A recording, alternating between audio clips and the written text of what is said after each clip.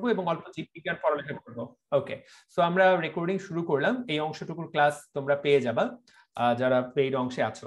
So আমরা আজকে একটু রসায়ন নিয়ে পড়ালেখা করব এবং এখান থেকে মেডিকেলের জন্য যা যা জানা দরকার। আমি আবারও বলছি, যারা ক্লাস করছো মেডিকেলে চান্স পাওয়ার জন্য কিন্তু আসলে প্রচন্ড পরিমাণে জিনিয়াস হওয়ার দরকার নেই। বাংলাদেশের মেডিকেল কলেজ চান্স পাওয়ার জন্য তোমার জিনিয়াস হওয়ার দরকার নেই। আমি ঠিক নিশ্চিত না ইউএস এর মেডিকেল কলেজে চান্স পাওয়ার জন্য জিনিয়াস হওয়ার দরকার কিনা, তবে তুমি যদি ইউরোপের মেডিকেল কলেজে চান্স পেতে চাও you have to be a genius. বাংলাদেশে যেমন টাকা থাকলে যে কেউ ডাক্তার হয়ে যাচ্ছে, খুব কম নাম্বার পেয়ে, পাস মার্ক এখন 40, কিন্তু তারপরে দেখা যায় যে যে কোনো ভাবে হোক ডাক্তার হয়ে যাচ্ছে মানুষ।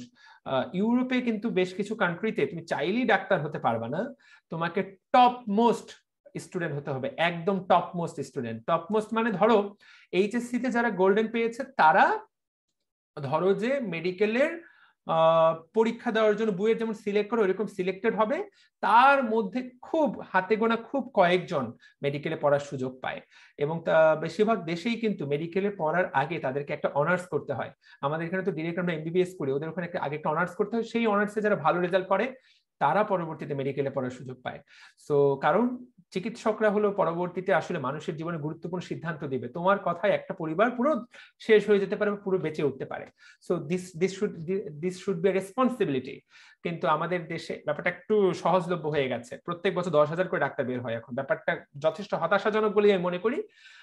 তোমরা যারা চান্স পেতে চাও, ভালো মেডিকেলে চান্স পাওয়াটা ভালো হবে এবং সেই জন্য এখন থেকে পড়ালেখাটা খুব ভালো করতে হবে। এই জন্য জিনিয়াস হওয়ার দরকার নাই। আমি সবসময় বলি এই জন্য দরকার হলো একটা দৃঢ় সংকল্প যে আমাকে চান্স পাইতেই হবে। 2 নম্বর হলো একটা সঠিক পরিমাণে পরিশ্রম আগামী 1 বছরের জন্য। আর 3 নম্বর হলো একটা সততা, মানে সিনসিয়ারিটি, এবং মানে একটু ভালো থাকা। যতদিন চান্স না পাও, চান্স পাওয়ার পরেও ভালো থাকা উচিত ভালো মানুষ হওয়ার জন্য। ভালো থাকা মানে কারো ক্ষতি না করা, সত্য ভালো মানে ভালো মানুষ হয়ে থাকা, এরাই বেশি চান্স পায়। আমি তো দেখেছি মানে কোন বাচ্চা কাচ্চাগুলো বেশি চান্স পায়, যেগুলো একটু বেশি দুষ্ট এগুলো একটু কম চান্স পাইতে দেখেছি আমি। এই 3টা কথা সবসময় বলি, 1 হলো তোমার লক্ষ্যটা, 2 হলো পরিশ্রমটা, 3 হলো আচরণ। এবং দিন দুনিয়ার এখানে আর কোনো ফ্যাক্টর দরকার নেই। তোমার ডিএমসি ডিমার্সে কোচিং করা দরকার নাই, কোনো বড় প্রতিষ্ঠানে কোচিং করা দরকার নেই। যেমন গত 7 দিন আগে আমরা একটা ছোট ভাইকে আমাদের মেডিকেল স্টুডেন্টের পক্ষ থেকে, বা আমি একটা মেডিকেল স্টুডেন্ট অ্যাসোসিয়েশনের সাবেক প্রেসিডেন্ট ছিলাম, সেখান থেকে ওকে বই কিনে দেওয়া হলো। ও কোথাও কোচিং টোচিং করে নাই, ও নিজে পড়ালেখা করেছে। ওর আব্বু ছিল কৃষক, সেখান থেকে সে খুবই খুবই মোটামুটি আর্থিকভাবে অসচ্ছল ছিল। সে আমাদের ডিএমসি ডিমার্সে পরীক্ষা দিত শুধু ফ্রি। সে আবার পেইড অংশ সাবস্ক্রাইব করেনি, শুধু ফ্রি। সেখান থেকে সে চান্স পেয়ে গেছে সাতক্ষীরা মেডিকেলে। সে মাইগ্রেশন করে দিনাজপুর মেডিকেলে চলে আসবে। তো চেষ্টা করলে সবই সম্ভব। এখানে আমার সামনে যারা ক্লাস করছো এই মুহূর্তে প্রায় 123 এবং 219 অনেক স্টুডেন্ট। দ্যাট মিনস 123 এবং 219 যোগ করলে হয় 340 জন, মানে অনেক বড় ক্লাস নিচ্ছে এই মুহূর্তে। আমি অনেক জনের ক্লাস নিচ্ছি। আসল বিষয় হলো তুমি কতটুকু চাচ্ছ, that is the most important thing. তুমি যদি চাও এটা মোটেই অসম্ভব কিছু না। আচ্ছা ঠিক আছে, ওকে। সো আমরা তাহলে পড়া শুরু করি। রাতুল, জুম লিঙ্ক পাওনি কেন আমি ঠিক নিশ্চিত না ছোট ভাই। পেজে তো জুম লিঙ্ক দেওয়া হয়নি, আপাতত জুম লিঙ্কের দরকার নাই। আমরা ফ্রি ক্লাসে জুম লিঙ্ক দিয়ে দিব, তখন পাবা। সো আমরা আজকে গ্রিন হাউস গ্যাস নিয়ে পড়ালেখা করব। আমি মাত্র 10 থেকে 15 মিনিট সময় নেব এই টপিকটা পড়াইতে, এবং আমি গ্যারান্টি দিতে পারি দিস ইজ 100 স্টার ইম্পর্টেন্ট। পরীক্ষায় আমরা অনেক স্টার মিস্টার মারি, এটা হলো 100 স্টার। অর্থাৎ এই টপিকটা পরীক্ষায় আসাটাই স্বাভাবিক, না আসলে সেই ঘটনাটা হবে অস্বাভাবিক। এইটা খুবই খুবই খুবই গুরুত্বপূর্ণ কথা, ঠিক আছে? আচ্ছা, সো আমরা এইটুকু মনে রাখবো যে গ্রিন হাউস গ্যাসের এই টপিকটা আমাদেরকে একদম প্রত্যেকটা শব্দ মোটামুটি চিবায়ে খেতে হবে, একদম একদম চিবিয়ে খেতে হবে, একটা লাইনও বাদ দেওয়া যাবে না, ঠিক আছে? সো আমরা দেখি, চলো এখান থেকে প্রথম প্যারা থেকে একটা প্রশ্ন আসবে। এই যে গ্রিন হাউস গ্যাস, এখানে তাকায় দেখো একটা গ্রিন হাউসের ছবি দেওয়া আছে। সো পরীক্ষায় প্রথম যে প্রশ্নটা আসবে, এই যে গ্রিন হাউস, এই গ্রিন হাউসের ভিতরে তাপমাত্রা থাকে কত? দেখো গ্রিন হাউসের ভিতরে তাপমাত্রা থাকে 38 থেকে 39, অর্থাৎ আমাদের শরীরের যে তাপমাত্রা মোটামুটি 36-এর কাছাকাছি, 36 থেকে 38, তার চেয়ে একটু বেশি। সো এই তাপমাত্রাটা অবশ্যই তোমাকে মনে রাখতে হবে, খুবই খুবই খুবই খুবই গুরুত্বপূর্ণ, ঠিক আছে? 1 নাম্বার কথা। 2 নাম্বার কথা, এখান থেকে কিছু সত্য মিথ্যা আসতে পারে। তাকায় দেখো, আমরা যে আলোটা দেখতে পারি সেই আলোটাকে বলা হয় দৃশ্যমান আলো। এই দৃশ্যমান আলো কিন্তু গ্রিনহাউস গ্যাসের, গ্রিনহাউস কাচের ভিতর দিয়ে প্রবেশ করতে পারে। তাহলে দৃশ্যমান আলো কিন্তু কাচকে ভেদ করে ভেতরে ঢুকতে পারে। কিন্তু গুরুত্বপূর্ণ কথা হলো, এই আলোটা যখন ভূপৃষ্ঠ এটাকে শোষণ করে নেয়, তখন কিন্তু ভূপৃষ্ঠ এটাকে বিকিরণ করে ইনফ্রারেড রশ্মি হিসাবে। অর্থাৎ দৃশ্যমান আলোর পরের যে রশ্মিটা সেটা নাম হলো ইনফ্রারেড। এবং আমরা সবাই হয়তোবা জানি যে দৃশ্যমান আলোর চেয়ে ইনফ্রারেড রশ্মির তরঙ্গ দৈর্ঘ্যটা বেশি। এই বেশি তরঙ্গ দৈর্ঘ্যযুক্ত আলোটা কিন্তু আর এই গ্রিন হাউস ভেদ করে যেতে পারে না। সো আইআর কিন্তু ভেদ করতে পারে না, সেই জন্য এটা কিন্তু 38 থেকে 39 ডিগ্রি সেলসিয়াস তাপমাত্রা উত্তপ্ত থাকে।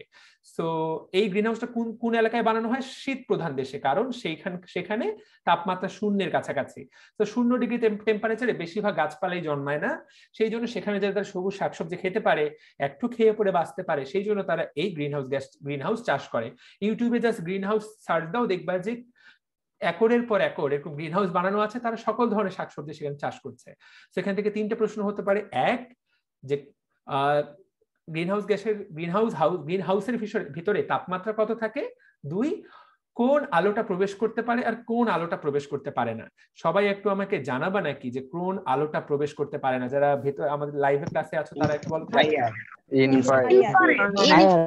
ইনফ্রারেডটা কিন্তু আর ভেদ করে চলে যেতে পারে না, সো ইনফ্রারেডটা প্রবেশ করতে পারে না, সো বের হয়ে যেতে পারে না। Thank you so much. তো এই প্যারা থেকে যদি কেউ এইটুকু জানে, সে কিন্তু পুরোপুরি ক্লিয়ার হয়ে গেল। আচ্ছা, এখন এটা তো আমরা কৃত্রিম ভাবে বানাইলাম, কিন্তু পরবর্তীতে গবেষণায় দেখা গেছে যে আমাদের পৃথিবীর চারপাশে যে আমাদের যে বায়ুমণ্ডল এবং বায়ুমণ্ডলের যে প্রথম স্তরটা, ঠিক আছে, এবং প্রথম স্তর 3টা মিলে আমরা যেটাকে বলি হোমোস্ফিয়ার, সেই হোমোস্ফিয়ারটা কিন্তু আমাদের গ্রিন হাউস হিসেবে কাজ করে। সো আমাদের বায়ুমণ্ডলের 2টা স্তর আমরা সবাই জানি, একটা হলো হেটারোস্ফিয়ার আর একটা হলো হোমোস্ফিয়ার। সো পরীক্ষায় যদি প্রশ্ন আসে যে কোন এলাকাটা গ্রিন হাউস হিসেবে কাজ করে, কি উত্তর হবে একটু বলবেন নাকি সবাই? এই লাইন থেকে প্রশ্ন আসলো। তো আমরা সবাই জানি যে বায়ুমণ্ডলকে আমরা 4 ভাগে ভাগ করি।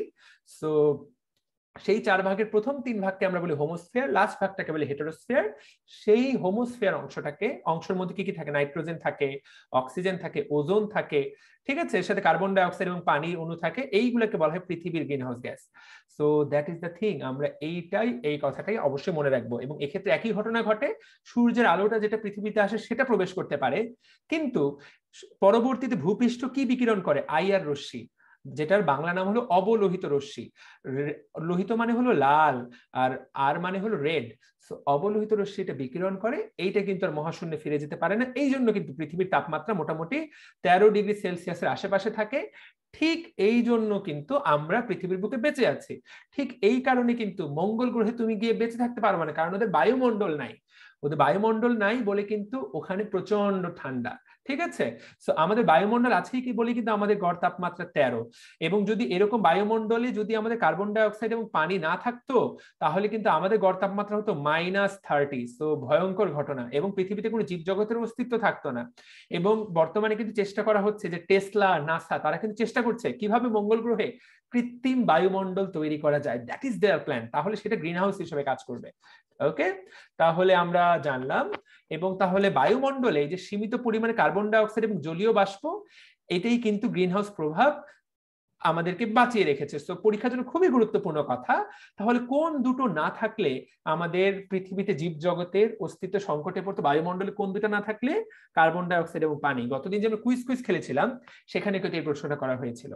সো এই অংশটুকু যে পড়াইলাম, এখান থেকে যেই প্রশ্নই আসুক আশা করি পারা যাবে, রাইট? পৃথিবীর গড় তাপমাত্রা 15 ডিগ্রি সেলসিয়াস ছিল, এখানে 13 ডিগ্রি সেলসিয়াস। 13 থেকে 15, কোনো সমস্যা নেই। এটা মূলত বেশিরভাগ বই 13 দেওয়া আছে, 2-একটা পেজে 15 দেওয়া আছে। মূলত পৃথিবীর গড় তাপমাত্রা 13, ঠিক আছে। রাব্বি হাসান আমাদের যে ফেসবুক পেজে, ও বলছে টেসলার কি? টেসলার না, টেসলা হলো একটা, সরি টেসলা না, স্পেস এক্স, আমি টেসলা বলে ফেলেছি। স্পেস এক্স মানে দুইটারই মালিক ইলন মাস্ক, সেই জন্য আর কি, টেসলা না। নাসা, স্পেস এক্স বা জেফ বেজোস কয়েকদিন আগে, দেখো এটা কিন্তু পরীক্ষা আসতে পারে, যদিও আন্তর্জাতিক সাধারণ জ্ঞান মেডিকেল ভর্তি পরীক্ষা আসার কথা না। তারপর যারা ক্লাস করছো এটুকু শুনে রাখবা, মেডিকেল ভর্তি পরীক্ষার ক্লাস মানেই হলো, মেডিকেল ভর্তি পরীক্ষা মানেই হলো একটা ইনসেন ভর্তি পরীক্ষা। যারা প্রশ্ন বানায় এরাও ক্র্যাক, এবং যারা পরীক্ষা দেয় তারা ক্র্যাক না, তোমরা সুস্থ। কিন্তু যারা প্রশ্ন বানায় তারা আসলে ক্র্যাক। কোথা থেকে কি প্রশ্ন দিতে পারে কোনো গ্যারান্টি নেই। কিছুদিন আগে জেফ বেজোস কিন্তু মহাশূন্যে প্রথম কি বলে প্রাইভেট প্রতিষ্ঠানের মাধ্যমে, সে এটাকে আমরা বলছি কমার্শিয়াল স্পেস ফ্লাইট। আমরা যেমন এক ফ্লাইটে করে বাংলাদেশ থেকে আমেরিকা যেতে পারি, সেখানে তুমি কিন্তু ওই রকেট গুলোতে করে ভূপৃষ্ঠ থেকে মহাশূন্যে ঘুরে আসতে পারো। ঠিক তার কয়েকদিন আগে আরেকজন ভার্জিন গ্যালাকটিকার যে প্রতিষ্ঠাতা সেও কিন্তু কয়েকদিন আগে ছোট্ট একটা প্লেন টাইপ রকেটে করে এরকম মহাশূন্য থেকে ঘুরে এসেছে। সেগুলো যদিও আসার কথা না, তারপর আগামী বছর যখন পরীক্ষা দিতে যাবো একটু কারেন্ট অ্যাফেয়ার্স আমরা দেখে যাবো, সেখানে কিন্তু এগুলো খুব গুরুত্বপূর্ণ এমসিকিউ, সেটা আমরা জানাবো। আচ্ছা, আরিফা ইয়াসমিন আশা, জুম লিঙ্ক কোথায় পাবা? আপু আপাতত ক্লাসটা এখানেই করতে হবে, জুম লিঙ্ক পাওয়ার আপাতত সুযোগ নাই, 2 দিন পর থেকে জুম লিঙ্ক পাবা যখন আমরা পদার্থবিজ্ঞান ক্লাসটা নিব, আজকে জুম লিঙ্ক নাই। তো এইটুকু আশা করি সবাই পারবে। এখন এইখানে যা পড়াইলাম পরীক্ষার জন্য এইটি আসলে সবচেয়ে গুরুত্বপূর্ণ। আচ্ছা, এখানে একটা তাকায় দেখো, গ্রিন হাউস গ্যাসের আইআর রশ্মি শোষণের শর্ত। এখানে তাকায় দেখো কোন গ্যাসের, গ্রিন হাউস গ্যাসের। তো আমাদেরকে সবার আগে জানতে হবে যে কোন গ্রিন হাউস গ্যাসগুলো আইআর রশ্মি শোষণ করে। তার চেয়ে গুরুত্বপূর্ণ কথা, পরীক্ষায় এইগুলো একটাও আসবে না, পরীক্ষায় আসবে গ্রিন হাউস গ্যাস কয়টা এবং কি কি। এটাই পরীক্ষার জন্য 100 স্টার দিছি না, এইটা হলো 1000 স্টার। এই বক্সটাকে আমি যেটা বলি সেটা হলো টিটিএম, মানে টনটনা মুখস্থ। আমি আরেকটা শব্দ বলি সেটা হলো টিপ অফ দ্য লিপ, তোমার ঠোঁটের আগায় থাকতে হবে। তোমাকে শুধুমাত্র বলা হবে যে এটা কত, তুমি পাটাপাট এই বক্সটা বলে ফেলবা। কিছু জিনিস মুখস্থ করতে হয়, বোঝাবুঝি তো আমি বোঝাই বলতেইছি, কিন্তু কিছু জিনিস আর কোনো সূত্র টুত্র না, একদম ঝাড়া মুখস্থ। তাকায় দেখো, পরীক্ষায় প্রথম প্রশ্ন হবে কোনটা গ্রিন হাউস গ্যাস নয়, তাহলে কোনটা কোনটা হয় আমরা একদম আজকে জেনে মোটামুটি বস হয়ে যাব। যারা মেডিকেল চান্স পেতে চাও এই অংশটা ঝরঝরা করে ফেলতে হবে। তোমার নাম, নিজের নাম যেমন মনে থাকে, তোমার বাপ মায়ের নাম যেমন মনে থাকে, এইটা সেইভাবে মনে রাখতে হবে। কি? Carbon dioxide, methane, CFC, ozone, nitrous oxide এবং জলীয় বাষ্প। তাকায় দেখো, এগুলো এখন কোন সূত্রের দিকে আমি যাব না। Carbon dioxide, methane, CFC, এই তিনটা কষ্ট করে মনে রাখবা, তিনটেই সি দিয়ে। নাইট্রাস অক্সাইড, পরীক্ষায় কিন্তু এই যে নাইট্রাস অক্সাইড এটাকে কিন্তু NO2 করে দিবে, পরীক্ষায় কিন্তু এটাকে NO করে দিবে, মনে রাখবে এগুলো কিন্তু। আর যাই হোক গ্রিনহাউস গ্যাস না। তারপর দেখো ওজোন, অক্সিজেন কিন্তু নাই, তাকায় দেখো কার্বন মনোক্সাইড কিন্তু নাই, এগুলোই কিন্তু পরীক্ষা অপশনে দিবে। এবং দেখো জলীয় বাষ্প, সো এই যে জলীয় বাষ্প সেটা কিন্তু একটা গ্রিনহাউস গ্যাস, তাকায় দেখো। So these are all greenhouse gas, okay. এবং এই গ্রিনহাউস গ্যাস কিন্তু আমাদের পৃথিবীতে বেঁচে থাকার জন্য খুবই খুবই দরকার, খুবই খুবই খুবই দরকার। না হলে কিন্তু পৃথিবীর তাপমাত্রা কি হতো, আমরা তো একটু আগে দেখলাম কার্বন ডাই অক্সাইডের জলীয় বাষ্প না থাকলে পৃথিবীর তাপমাত্রা হতো কত? সবাই একটু আমাকে বলবে নাকি পৃথিবীর তাপমাত্রা কত হতো? -30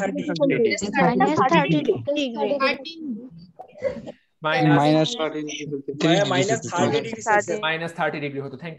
থ্যাংক ইউ সো মাচ, যে -30 ডিগ্রি হতো। ওকে, এখন তাহলে কিন্তু বিষয় হলো যে সেটা ঠিক আছে, সেটা না হয় বুঝলাম, কিন্তু আমাদের এটা না থাকলে কিন্তু যদি বেশি বেড়ে যায় তাহলে পৃথিবী বেশি গরম হয়ে যাবে। আর এই যে পৃথিবী বেশি গরম হয়ে যাওয়া, এই পৃথিবী বেশি গরম হয়ে যাওয়াটাকে বলা হয় গ্লোবাল ওয়ার্মিং। তার মানে এটা যতটুকু থাকা উচিত বায়ুতে ঠিক ততটুকুই এটা রাখা উচিত, তাহলে এটা গ্রিন হাউস হিসেবে কাজ করবে। আর যদি বেশি হয়ে যায় তাহলে পৃথিবীতে গ্লোবাল ওয়ার্মিং ব্যাপারটা মোটামুটি আমাদের জন্য ব্যাপারটা কিন্তু দুইটাই কিন্তু খারাপ। তুমি যদি এটা কমায় ফেলো তাহলে পৃথিবী ঠান্ডা হয়ে যাবে, তুমি যদি বাড়ায় ফেলো তাহলে পৃথিবী গরম হয়ে যাবে। সো দ্য ব্যালেন্স, জীবনে ব্যালেন্স জিনিসটা খুবই গুরুত্বপূর্ণ, এই ক্ষেত্রেও সেটা খুবই গুরুত্বপূর্ণ। ওকে, সো তাহলে পরীক্ষা 1 নম্বর প্রশ্ন কি হবে, কোনটা গ্রিনহাউস গ্যাস কোনটা গ্রিনহাউস গ্যাস না। আশা করি ক্লিয়ার সবার কাছে। এখন এইখানে তাকায় দেখো, বায়ুতে তাপমাত্রা বৃদ্ধিতে কার কেমন ভূমিকা। সো এই যে বায়ুতে তাপমাত্রা বৃদ্ধিতে ভূমিকা, আমরা যদি দেখি সবচেয়ে বেশি ভূমিকা কার, পরীক্ষা 1 নম্বর প্রশ্ন হবে কার্বন ডাই অক্সাইড। সো পরীক্ষা যদি বলা হয় 1 নাম্বার গ্রিনহাউস গ্যাস কোনটা, উত্তর কিন্তু কার্বন ডাই অক্সাইড। আমরা কিন্তু মিথেন, সিএফসি এগুলোকে বলার চেষ্টা করি, কিন্তু সবচেয়ে পাওয়ারফুল, মানে সবচেয়ে কি বলবো এটাকে, মানে সবচেয়ে তাপমাত্রা বৃদ্ধিতে ভূমিকা কার, পাওয়ারফুল শব্দটা না বলি, সবচেয়ে তাপমাত্রা বৃদ্ধিতে ভূমিকা হলো কার্বন ডাই অক্সাইড। অর্থাৎ একাই পরিবেশে কিন্তু পরিবেশের তাপমাত্রা একাই সবচেয়ে বেশি বাড়িয়ে দিতে পারে। তাহলে গ্লোবাল ওয়ার্মিং এর জন্য প্রধান কোনটা, আমরা মনে রাখবো কার্বন ডাই অক্সাইড। এইটা হলো 1 নম্বর কথা, ঠিক আছে। ওকে, কিন্তু তাকায় দেখো এই কার্বন ডাই অক্সাইডের গ্রিনহাউস প্রভাব কিন্তু মাত্র 1 গুণ, কিন্তু তার তুলনায় প্রায় সিএফসি গ্যাসেরটা কিন্তু, সিএফসি মানে ক্লোরোফ্লোরোকার্বন, এটা কিন্তু 15,000 গুণ। সো পরীক্ষা প্রশ্ন আসতে পারে যে সব কার্বন ডাই অক্সাইডের তুলনায় পরীক্ষা প্রশ্ন আসবে কোনটির, হেডলাইন থেকে প্রশ্ন আসবে কোনটির গ্রিনহাউস প্রভাব সবচেয়ে বেশি, উত্তর হবে কিন্তু সিএফসি। কিন্তু যদি বলে প্রধান গ্রিনহাউস গ্যাস কোনটা, উত্তর কিন্তু কার্বন ডাই অক্সাইড। জিনিসটা কিন্তু উল্টাপাল্টা করো না। বা তাপমাত্রা বৃদ্ধিতে ভূমিকা সবচেয়ে বেশি কার, উত্তর হবে কার্বন ডাই অক্সাইড। আর যদি বলে গ্রিনহাউস প্রভাব কোনটি সবচেয়ে বেশি, উত্তর কিন্তু 15,000 গুণ, উত্তরটা কিন্তু সিএফসি, ঠিক আছে। আচ্ছা, থ্যাংক ইউ। সো এখানে কার্বন ডাই অক্সাইড কিন্তু এখানে বস, এখানে একজন কমেন্ট করেছে। আচ্ছা, সো 50%। এরপরে দেখো যোগফল, এরপরে কত, মিথেন কত, 19%। আচ্ছা, আমি এটা এভাবে মনে রাখতাম, মিথেনে কার্বন হলো 12, হাইড্রোজেন হলো 4, মানে আমি পারমাণবিক সংখ্যাগুলো যোগ করছি, তো 16। তো 16 6টা আমি উল্টাই দিতাম, 19, তো মিথেন হলো 19, এইটুকু আমি কষ্ট করে মনে রাখতাম, না হলে সিএফসি দেখো 6টা কিন্তু উল্টাই দিতে হবে, নাহলে কিন্তু সিএফসির 16 সাথে উল্টা পাল্টা হয়ে যাবে। তো সিএফসি হলো কিন্তু ফ্লোরো, এইভাবে মনে রাখতাম, ক্লোরো ফ্লোরো এটা হলো 16, ক্লোরো ফ্লোরো 16, সো এই না হলে উল্টা পাল্টা হয়, আর মিথেন হলো 19। এই তিনটা আমরা কষ্ট করে একটু মনে রাখার চেষ্টা করি। সো আমরা যদি এই কয়েকটা যোগ করে দেই, এই তিনটা একটু যোগ করেন তো, যোগ করে কত দাঁড়ায় আমাকে একটু বলেন তো। 95 কত দাঁড়ায়? 85। যারা 95 বললা তোমরা ডাক্তার হওয়ার জন্য একদম পারফেক্ট।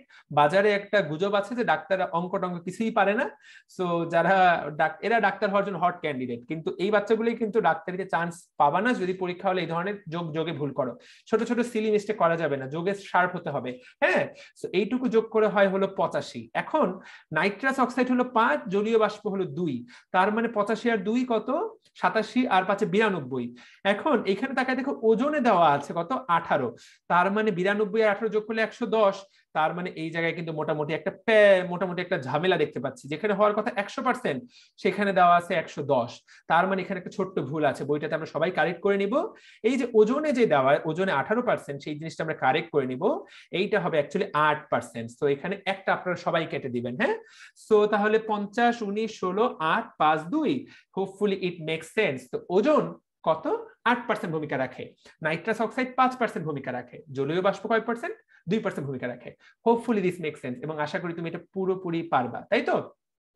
তাহলে গ্রিনহাউস গ্যাস মোটামুটি ভাবে এই 6টাই কিন্তু, এবং তাদের এই প্রভাবটা আশা করি সবাই কারেক্ট করে নিয়েছো, বইয়ের মধ্যে সবাই কারেক্ট করে নিয়েছো? জি ভাইয়া। তাহলে ওজন কিন্তু 8, এইটা কিন্তু আমি দেখো কয়েকবার পড়ালাম, এটা কিন্তু অলরেডি পড়ে একদম মুখস্থ করে ফেলতে হবে, মানে এগুলো বুঝাবুঝি এখানে একদম টনটনে মুখস্থ। ওজন কত? 8, জলীয় বাষ্প 2 বলা মাত্র, নাইট্রাস কত? 5, কার্বন ডাই অক্সাইড কত? 50, মানে তোমার শোনা মাত্র 50 বলে ফেলতে হবে। এখন কার্বন ডাই অক্সাইডের ক্ষমতাটাকে যদি 1 ধরা হয়, মানে গ্রিন হাউস প্রভাব তৈরিতে, সেক্ষেত্রে সবচেয়ে বেশি কার? সবচেয়ে বেশি হলো সিএফসি। টাকায় দেখো মোটামুটি সবারই কার্বন ডাই অক্সাইডের চেয়ে বেশি, শুধুমাত্র একজন জলীয় বাষ্প, এ তো পানি, আসলে পানি আর তেমন কি তৈরি করবে, এ কিন্তু 5 গুণ কম, ঠিক আছে, বা অন্যভাবে বলা যেতে পারে 0.2 গুণ। সো যদি বলা হয় যে নিচের কোনটির প্রভাব কার্বন ডাই অক্সাইডের চেয়ে কম, উত্তর হবে জলীয় বাষ্প। আর কোনটির সবচেয়ে বেশি? উত্তর হলো সিএফসি। বেশিরভাগই পড়া হয়ে গেল। কার্বন ডাই অক্সাইডের 25 গুণ হলো মিথেন, 10 গুণ হলো ওজন, নাইট্রাস অক্সাইড 270 গুণ।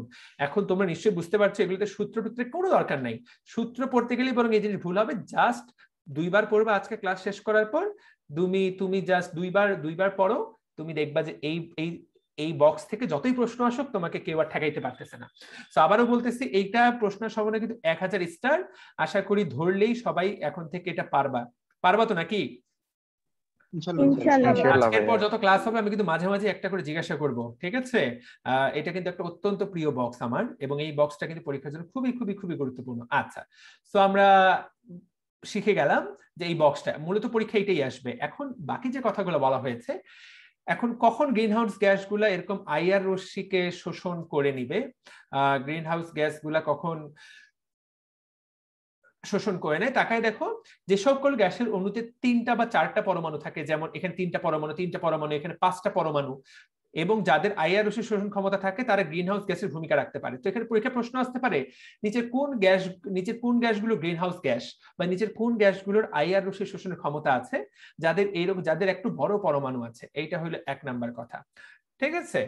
আচ্ছা, সো মূলত এইটা একটা গুরুত্বপূর্ণ, তবে এগুলো কিন্তু আহামরি গুরুত্বপূর্ণ না, এগুলোকে লেস ইম্পর্টেন্ট বলবো, এগুলো পরীক্ষায় তেমন একটা আসে না। আরো 2-একটা কথা বলা হয়েছে যে এই অণুগুলাতে যে পরমাণুগুলা, সেগুলোর কম্পন সংখ্যা, সেই কম্পন সংখ্যাটা আইআর রশ্মির কম্পন সংখ্যার সমান হতে হয়। এইটা একটা কথা বলা হয়েছে, ভাইব্রেশন ফ্রিকোয়েন্সি। আরেকটা কথা বলা হয়েছে, এই সকল অণুতে পরিবর্তনশীল ডাইপোল মোমেন্ট থাকে। সো এটা একটা লেস ইম্পর্টেন্ট টপিক, এখান থেকে পরীক্ষা প্রশ্ন আসতে পারে, নিচের কোনটা আইআর রশ্মি শোষণের শর্ত নয়। যারা ক্লাসটা করছো, এখান থেকে কি প্রশ্ন আসবে? পরীক্ষা আসবে কোনটা আইআর রশ্মি শোষণের শর্ত নয়। 1 নম্বর শর্ত কি? 3 বা 4 পরমাণু হতে হবে। 2 নম্বর শর্ত কি? পরমাণুর কম্পন সংখ্যা বিকিরিত আইআর রশ্মির কম্পন সংখ্যার সমান হতে হবে। 3 নাম্বারটা কি পরিবর্তনশীল ডাইপোল মোমেন্ট, প্রত্যেকটা পরমাণুতে একটা চৌম্বক, ছোট্ট চৌম্বক ক্ষেত্র তৈরি হয়, পরিবর্তনশীল ডাইপোল মোমেন্ট থাকবে। সো দ্যাটস ইট, এই হলো মেইন কথা। কিন্তু এখান থেকে প্রশ্নের সম্ভাবনা নগণ্য, একদম নগণ্য, এইটুকু আমি বলতে পারি, যেখান থেকে প্রশ্ন আসার কথা মোটামুটি প্রশ্ন আসার কথা না। ঠিক আছে, আচ্ছা। সো আমরা দেখলাম যে তাহলে এরা আইআর রশ্মি শোষণ করে এবং এই আইআর রশ্মি শোষণ করে কিন্তু এই তাপটা কিন্তু পুনরায় আবার ভূপৃষ্ঠে ফিরে আসে, সেই জন্যই কিন্তু ভূপৃষ্ঠে তাপমাত্রা বেড়ে যায়। এই জন্যই কিন্তু গ্রিনহাউস গ্যাস দ্বারা তাপমাত্রা বৃদ্ধির কারণ জানা গেল। এরা কিন্তু আইআর রশ্মি তাপটাকে শোষণ করে নেয়। এটা যদি ফিরে চলে যাইতো সূর্যের কাছে, তাহলে কিন্তু ভূপৃষ্ঠ এতটা গরম হইতো না এবং আমাদেরও কিন্তু 12টা বেজে যেত, আমরা কিন্তু মরে যাইতাম। আচ্ছা, তো আমরা জেনে গেলাম এইবার এখানে মোটামুটি গ্রিনহাউস গ্যাস থেকে আমরা সবকিছু জেনে গেছি। এখানে 2 নাম্বার লাইনটা পরীক্ষার জন্য প্রচন্ড গুরুত্বপূর্ণ। কার্বন ডাই অক্সাইডকে প্রধান গ্রিনহাউস গ্যাস বলা হয়, যারা ক্লাস করছো এটাই কিন্তু পরীক্ষায় আসবে, আবারও বলে দিচ্ছি। এবং বাকি কোনটা কোনটা গ্যাস, 6টা গ্যাসের নাম আমরা কিন্তু সবাই জানি, আমরা যেটা অবশ্যই মনে রাখি। ঠিক আছে, আচ্ছা। এবং আমরা এটাই জানবো। আর কার্বন সবচেয়ে বেশি গ্লোবাল ওয়ার্মিং এর সবচেয়ে বেশি ভূমিকা কার, আমরা কিন্তু অবশ্যই মনে রাখবো কার্বন ডাই অক্সাইড। এটাই হলো সবচেয়ে গুরুত্বপূর্ণ কথা। এখন এইটা যদি বেড়ে যায়, মানে প্রয়োজনের তুলনায় বেড়ে যায়, বেড়ে যাওয়াটাকে কি বলা হয়, গ্লোবাল ওয়ার্মিং। বাংলায় কি বলা হয়, বৈশ্বিক উষ্ণতা বৃদ্ধি। সো পরীক্ষায় কিন্তু সিম্পল প্রশ্ন আসবে, গ্রিনহাউস গ্যাসগুলোর বৃদ্ধিতে প্রধান কোন সমস্যাটি দেখা যায়, সমস্যাটির নাম কি? Global warming. হ্যাঁ, পরীক্ষায় কিন্তু আমি তোমাকে অনেক কিছু পড়াচ্ছি, কিন্তু পরীক্ষায় কিন্তু একদম মেইন কথাটা, একদম মূল কথাটা আসবে। ঠিক আছে, এইটাই হলো একরকম কথা। আচ্ছা, এখন এখানে বেশ কিছু সংখ্যা দেওয়া আছে। এই সংখ্যাতে আমি একটা জিনিস শুধুমাত্র পড়তে বলবো, সেটা হচ্ছে দেখো 1880 থেকে 2018, অর্থাৎ এই 200-250 বছরে পৃথিবীর গড় তাপমাত্রা কতটুকু বৃদ্ধি পেয়েছে, 0.78 ডিগ্রি। সো একটু আগে আমরা দেখেছিলাম কত ডিগ্রি, 13 ডিগ্রি। 13 থেকে দেখো এইটুকু বেড়ে গেছে, তাই না? সো এখন আলটিমেটলি পৃথিবীর গড় তাপমাত্রা ধরা হয় 15। ওই যে বাবুটা বললো সাইদ বোরহান যে ভাইয়া কত আসলে, সো 13-15-র মধ্যেই আসলে আমরা রেঞ্জটা বলবো, অপশনে যেটা থাকবে সেইটাই দাগাবো, কোনো সমস্যা নাই। ঠিক আছে, আচ্ছা। তবে এই যে 15 থেকেও যে অল্প অল্প করে বাড়তেছে, এই জিনিসটা কি বলা হয়, গ্লোবাল ওয়ার্মিং। সো এইটাই আমরা কষ্ট করে মনে রাখবো। এবং পরীক্ষায় কিন্তু যে প্রশ্নটা আসবে, গ্লোবাল ওয়ার্মিং এর মূল কারণ কি, গ্লোবাল ওয়ার্মিং এর মূল কারণ গ্রিনহাউস গ্যাসের ক্রমাগত বৃদ্ধি। পরীক্ষায় এই লাইনটা থেকেই প্রশ্ন আসবে। ওকে, আশা করি পারা যাবে। এখান থেকে এইবার গ্রিনহাউস গ্যাসের যে সংখ্যা, এখান থেকে তুমি বাকিটা রিডিং করে নিবা। এই বক্স থেকে প্রশ্ন আসবে, এখান থেকে কোনো প্রশ্ন আসবে না, পরীক্ষায় বক্স থেকে প্রশ্ন আসবে, দ্যাট উইল বি এনাফ। আচ্ছা, এখন এখানে যে গ্যাসগুলোর কথা বলা হয়েছে, আমরা প্রত্যেকটা গ্যাস সম্পর্কে একটু একটু করে জেনে নিব। এবং প্রত্যেকটা গ্যাস সম্পর্কে জানলেই মোটামুটি গ্রিনহাউস গ্যাস সম্পর্কে আমাদের মোটামুটি সব জানা হয়ে যাবে। আমরা প্রথমেই জানবো কার্বন ডাই অক্সাইড সম্পর্কে। এটা হলো প্রধান গ্রিনহাউস গ্যাস। পরীক্ষা যদি একটা প্রশ্ন আসে যে প্রধান গ্রিনহাউস গ্যাস কোনটা, সেটাই কিন্তু কার্বন ডাই অক্সাইড। দেখো কার্বন ডাই অক্সাইডের ভূমিকাই কিন্তু সর্বপ্রধান, এবং কত পার্সেন্ট প্রধান, 50%। এইটাই হলো 1 নাম্বার কথা। ঠিক আছে, আচ্ছা। সো এইটুকু জানবো। আর বায়ুতে কার্বন ডাই অক্সাইডের পরিমাণ কত, এটা কিন্তু অলরেডি মেডিকেল ভর্তি পরীক্ষায় আসছে। এই তথ্যটা তোমরা যদি এখন খেয়াল না করে থাকো, এটা কিন্তু পরীক্ষা এরকম ভাবে আসে 0.03%, আবার অনেক জায়গায় 0.029%। দুটাই কিন্তু সত্য, যেটা থাকবে সেটাই দাগাবা। তবে ভর্তি পরীক্ষায় বোধহয় 0.3 আসছিল গত বছর ভর্তি পরীক্ষায়। তোমরা যদি বিগত বছর প্রশ্নটা একটু মনে থাকে, মনে আছে নাকি? 0.3 আসছিল, যে মনে আছে? জি ভাইয়া, মনে আছে। তো ওইটা কিন্তু ভুল আসছিল, কিন্তু এখন তোমার প্রশ্ন করবো ভাই ওটাতে কি দাগাবো। আমি হইলে তো আসলে কি দাগাইতাম বলা খুবই কঠিন, তারপরও ওখানে আসলে শূন্যটা দিতে ভুলে গেছে। ওখানে আসলে ব্ল্যাঙ্ক উত্তর রাখাটা, মানে ব্ল্যাঙ্ক উত্তর রাখাটা হলো ইথিক্যাল কাজ, আর বেশি বুদ্ধিমান হলে 0.3 দাগাই দিয়ে আসাটা একরকম কাজ। কারণ ওইটা যে ভুল হয়েছে, যে প্রশ্ন বানিয়েছে সেও জানে কিনা যে ওইটা ভুল হয়েছে, সেটা নিয়ে আমার নিজের সন্দেহ আছে। বললাম না, মেডিকেল ভর্তি পরীক্ষার প্রশ্ন মাঝে মাঝে ক্র্যাক লোকজন বানায়, আমি ঠিক নিশ্চিত না কারা বানায়। সো যাই হোক, সো এটা কিন্তু 0.03 বা 0.29, এইটাই মনে রাখবো আমরা। হ্যাঁ, আচ্ছা। সো এটুকু জেনে গেলাম কার্বন ডাই অক্সাইড বৃদ্ধির কারণ। এগুলো ছোট্টবেলায় সামাজিক বিজ্ঞান বইয়ে বহুবার পড়েছো, এগুলো খুব একটা গুরুত্বপূর্ণ না। এইটা গুরুত্বপূর্ণ, কার্বন ডাই অক্সাইড বেড়ে গেলে কি হবে, কার্বন ডাই অক্সাইড বেড়ে গেলে কি হবে, এইটা হলো বেশ গুরুত্বপূর্ণ। ঠিক আছে, এইটা আসতে পারে পরীক্ষায়, যে 2011 সালে নাসার রিপোর্ট অনুসারে কার্বন ডাই অক্সাইড বৃদ্ধির হার কত এখন, 40%। এবং বর্তমানে আমরা যে হারে বনাঞ্চল ধ্বংস করতেছি এবং যে হারে গাড়ি ঘোড়া চালাচ্ছি, সেই অনুসারে কিন্তু 2050 সালে পৃথিবীর তাপমাত্রা 3 ডিগ্রি বৃদ্ধি পাবে। এখান থেকে দেখো সংখ্যা কিন্তু অনেকগুলা, আমি কিন্তু মাত্র 2টা পড়াইলাম। একটা হলো 40%, আর একটা হলো 3 ডিগ্রি বৃদ্ধি পাবে, শুধু এইটা জানিলাম। আশা করি এইটুকু মনে রাখা যাবে। এরপরে মিথেন, সবাই আমাকে একটু কষ্ট করে বলে মনে করে বলবা নাকি যে মিথেনের গড় তাপমাত্রা কত, মিথেন কত পার্সেন্ট ছিল? 19 সাবাস। তো মিথেনের ভূমিকা কত? 19। পরীক্ষায় যদি একটা প্রশ্ন আসে সেটাই কিন্তু এইটা আসবে, আমি আর কোনো কিছু মনে করি না। 19-এর সাথে আরেকটা জিনিস মনে রাখবো, মিথেন কত গুণ ছিল? 25 গুণ। তাহলে মিথেন হলো 19 25 গুণ। এইটাই পরীক্ষার জন্য সবচেয়ে সবচেয়ে সবচেয়ে গুরুত্বপূর্ণ। বাকি সংখ্যাগুলোকে আমি মোটেই অতটা গুরুত্ব দিতে চাই না, খুব একটা গুরুত্বপূর্ণ বলে আমি মনেও করি না। আচ্ছা, আর এই 1 নম্বর পয়েন্ট থেকে প্রশ্ন আসবে, আমরা মরে যাওয়ার পর, তুমি আমি সবাই, বা ধান খেতে মরে যাওয়ার, ধান মরে যাওয়ার পর, গাছ মরে যাওয়ার পর, তুমি আমি মরণের পর এই যে ব্যাকটেরিয়া গুলা এগুলোকে পচিয়ে ফেলে, পচিয়ে কোন গ্যাস উৎপন্ন করে? মিথেন। এই লাইন থেকে প্রশ্ন আসবে। হ্যাঁ, ঠিক আছে। তো আমরা মরে গেলেও কিন্তু মিথেন গ্যাস উৎপন্ন হয়। এবং সেলুলোজ মনে রাখতে হবে, আমরা এটা সবাই জানি কিনা জানি না, উদ্ভিদ দেহে কিন্তু দুইটা জিনিস থাকে। উদ্ভিদ দেহটা তৈরি হয় সেলুলোজ দিয়ে, আর সে খাবার জমা করে স্টার্চ। তো সেলুলোজ পচনের ফলে কিন্তু মিথেন গ্যাস উৎপন্ন হয়। পরীক্ষা কিন্তু এই লাইনটাও আসতে পারে, ব্যাকটেরিয়া দ্বারা সেলুলোজের পচনের ফলে কোন গ্যাস উৎপন্ন হয়? উত্তর কিন্তু মিথেন। পরীক্ষায় এইটাই আসতে পারে, আমরা এইটাই জানবো। হ্যাঁ, এবং আমাদের যে মলমূত্র ত্যাগ করি, বা তুমি আমি যখন আমাদেরকে কবর দেওয়া হয়, কবর দিলে কি উৎপন্ন হয়? কোন গ্যাস? Methane gas. ঠিক আছে। সো এইগুলা খুব সিম্পল এমসিকিউ। এটা তুমি যদি নাও পড়ো তুমি কিন্তু এমনিও পেরে যাবা পরীক্ষায়। বা তেলের খনি থেকে প্রতিনিয়ত বাতাসে কোন গ্যাস মিশে যায়? Methane gas. এগুলা কিন্তু মোটামুটি তুমি পারার কথা, আমি তারপর তোমাকে খেয়াল করিয়ে দিলাম যারা ক্লাসটা করছো। আচ্ছা, যারা আমাদের সাথে এখানে ফেসবুকে লাইভ ক্লাস করছো তারা একটু কমেন্টে জানাবা নাকি তোমরা আসলে জিনিসটা পুরোপুরি যা বুঝাচ্ছি বুঝতে পারছো কিনা। ভৈরব মন্ডল, সজীব, থ্যাংক ইউ। হাসান মাহমুদ, সিয়াম, সামিউল ইসলাম, শাওন, একটু জানাবা নাকি? আচ্ছা, শিহাব রহমান ভাইয়া, মেডিকেল ভর্তি পরীক্ষার 1-2 মাস আগে কি আপনি শুধু দাগানো মেইন বইগুলো পড়তেন নাকি পুরো বইটাই পড়তেন? 1-2 মাস আগে আসলে আমি আমার বইটা আমি নিজেই দাগিয়েছিলাম। আমি যখন পড়তাম আমি একদম এ টু জেড নিজেই দাগাইছিলাম। আমার 1-2 মাস আগে, শেষ 1 মাস তো পড়ালেখা করিনি, এটা আমি বারবারই বলেছি। তো সেজন্য দাগানো টাগানোর কোনো ব্যাপার নেই। তবে সবসময় মনে রাখবা ভর্তি পরীক্ষায় the main strategy should be গুরুত্বপূর্ণ জিনিসগুলো পড়া। সেই জিনিসটা দাগানো হয় যেটা গুরুত্বপূর্ণ, যেটা দাগানো হয় না সেটা আসলে গুরুত্বপূর্ণ না, সেই জিনিস পড়া দরকার নাই। তুমি বিগত 30 বছর প্রশ্ন অ্যানালিসিস করো, কখনোই গুরুত্বপূর্ণহীন এমন কোন টপিক থেকে প্রশ্ন আসে না। Thank you. আরেকটা জিনিস বলতে পারো, যারা কমেন্ট করছো থ্যাংক ইউ, খুবই ভালো লাগছে তোমরা কমেন্ট করছো। শুক্লা, শ্যামা, সূত্রধর, রাব্বি, কুশল, তোমাদের ক্লাস ভালো লাগছে কিনা সেটা একটু জানাতে পারো, তাহলে আমি একটু খুশি হব যে তোমার ভালো লাগছে কিনা, তাহলে পড়াতে আরেকটু আগ্রহ পেতে পারি। সো ডান। মিথেন গ্যাসের, আশা করি তুমি দুনিয়া জুড়ে কিন্তু মিথেন গ্যাসকে খুঁজে পাবা। আশা করি সবাই বলতে পারবা যে মল মূত্র থেকে কোন গ্যাস নির্গত হয়? মিথেন গ্যাস নির্গত হয়, মানে ওই যে মলের বর্জ্য পদার্থ থেকে। আর মলটা গন্ধ হয় কেন সেটা কিন্তু হাইড্রোজেন সালফাইড। কে যেন একটা উত্তর দিলেন, ওই প্রশ্ন এখানে করাই হয়নি। আচ্ছা, সো ডান। এইবার আমরা সিএফসি সম্পর্কে জানবো। এখন এই সিএফসি সম্পর্কে যে জানা শুরু করব, এটার মোটামুটি জানার কিন্তু শেষ নাই। এই যে সিএফসি, এটাকে বলা হচ্ছে ক্লোরোফ্লোরোকার্বন। পরীক্ষায় এটাই 1 নম্বরে আসবে। সিএফসি বলতে কি বোঝায়? ক্লোরোফ্লোরোকার্বন। আমরা সিএফসি নিয়ে বেশ কিছুটা পড়ালেখা করব। তোমাদের মনে আছে কিনা যে ফ্লোরো মানে 16, সো ক্লোরো 16 এইভাবে মনে রাখছিলাম আমরা, এবং এর অবস্থানটা কিন্তু 3য় স্থানে। আচ্ছা, এখন এইখানে তাকিয়ে দেখো যে এই সিএফসি একটা টার্ম ব্যবহার করা হয়েছে পরীক্ষার জন্য, ভয়ঙ্কর important, super green house effect. পরীক্ষায় কিন্তু এইটাই আসবে, নিচের কোনটা সুপার গ্রিন হাউস ইফেক্ট করতে পারে? সিএফসি যদি অল্প পরিমাণে থাকে, কম ঘনমাত্রায় থাকে, তাহলে কিন্তু এটা আমাদের জন্য খুবই ভালো। ঠিক আছে, এটা যদি কম মাত্রায় থাকে এটা খুবই ভালো, কারণ এর একারই ক্ষমতা তো 15,000 গুণ। যদিও এখানে বলা হয়েছে 15,000 থেকে 20,000 গুণ, ওই চার্টে তো বলা ছিল 15,000 গুণ। সো এটা কিন্তু অল্প পরিমাণে থাকলে একাই 15,000 কার্বন ডাই অক্সাইডের সমান কিন্তু কাজ করতে পারে। সো কম ঘনমাত্রায় এটা কি করে? Super green house effect. Super মানে একদম সুপার। পরীক্ষা কিন্তু এটাই আসবে, কোনটা সুপার গ্রিন হাউস ইফেক্ট তৈরি করতে পারে।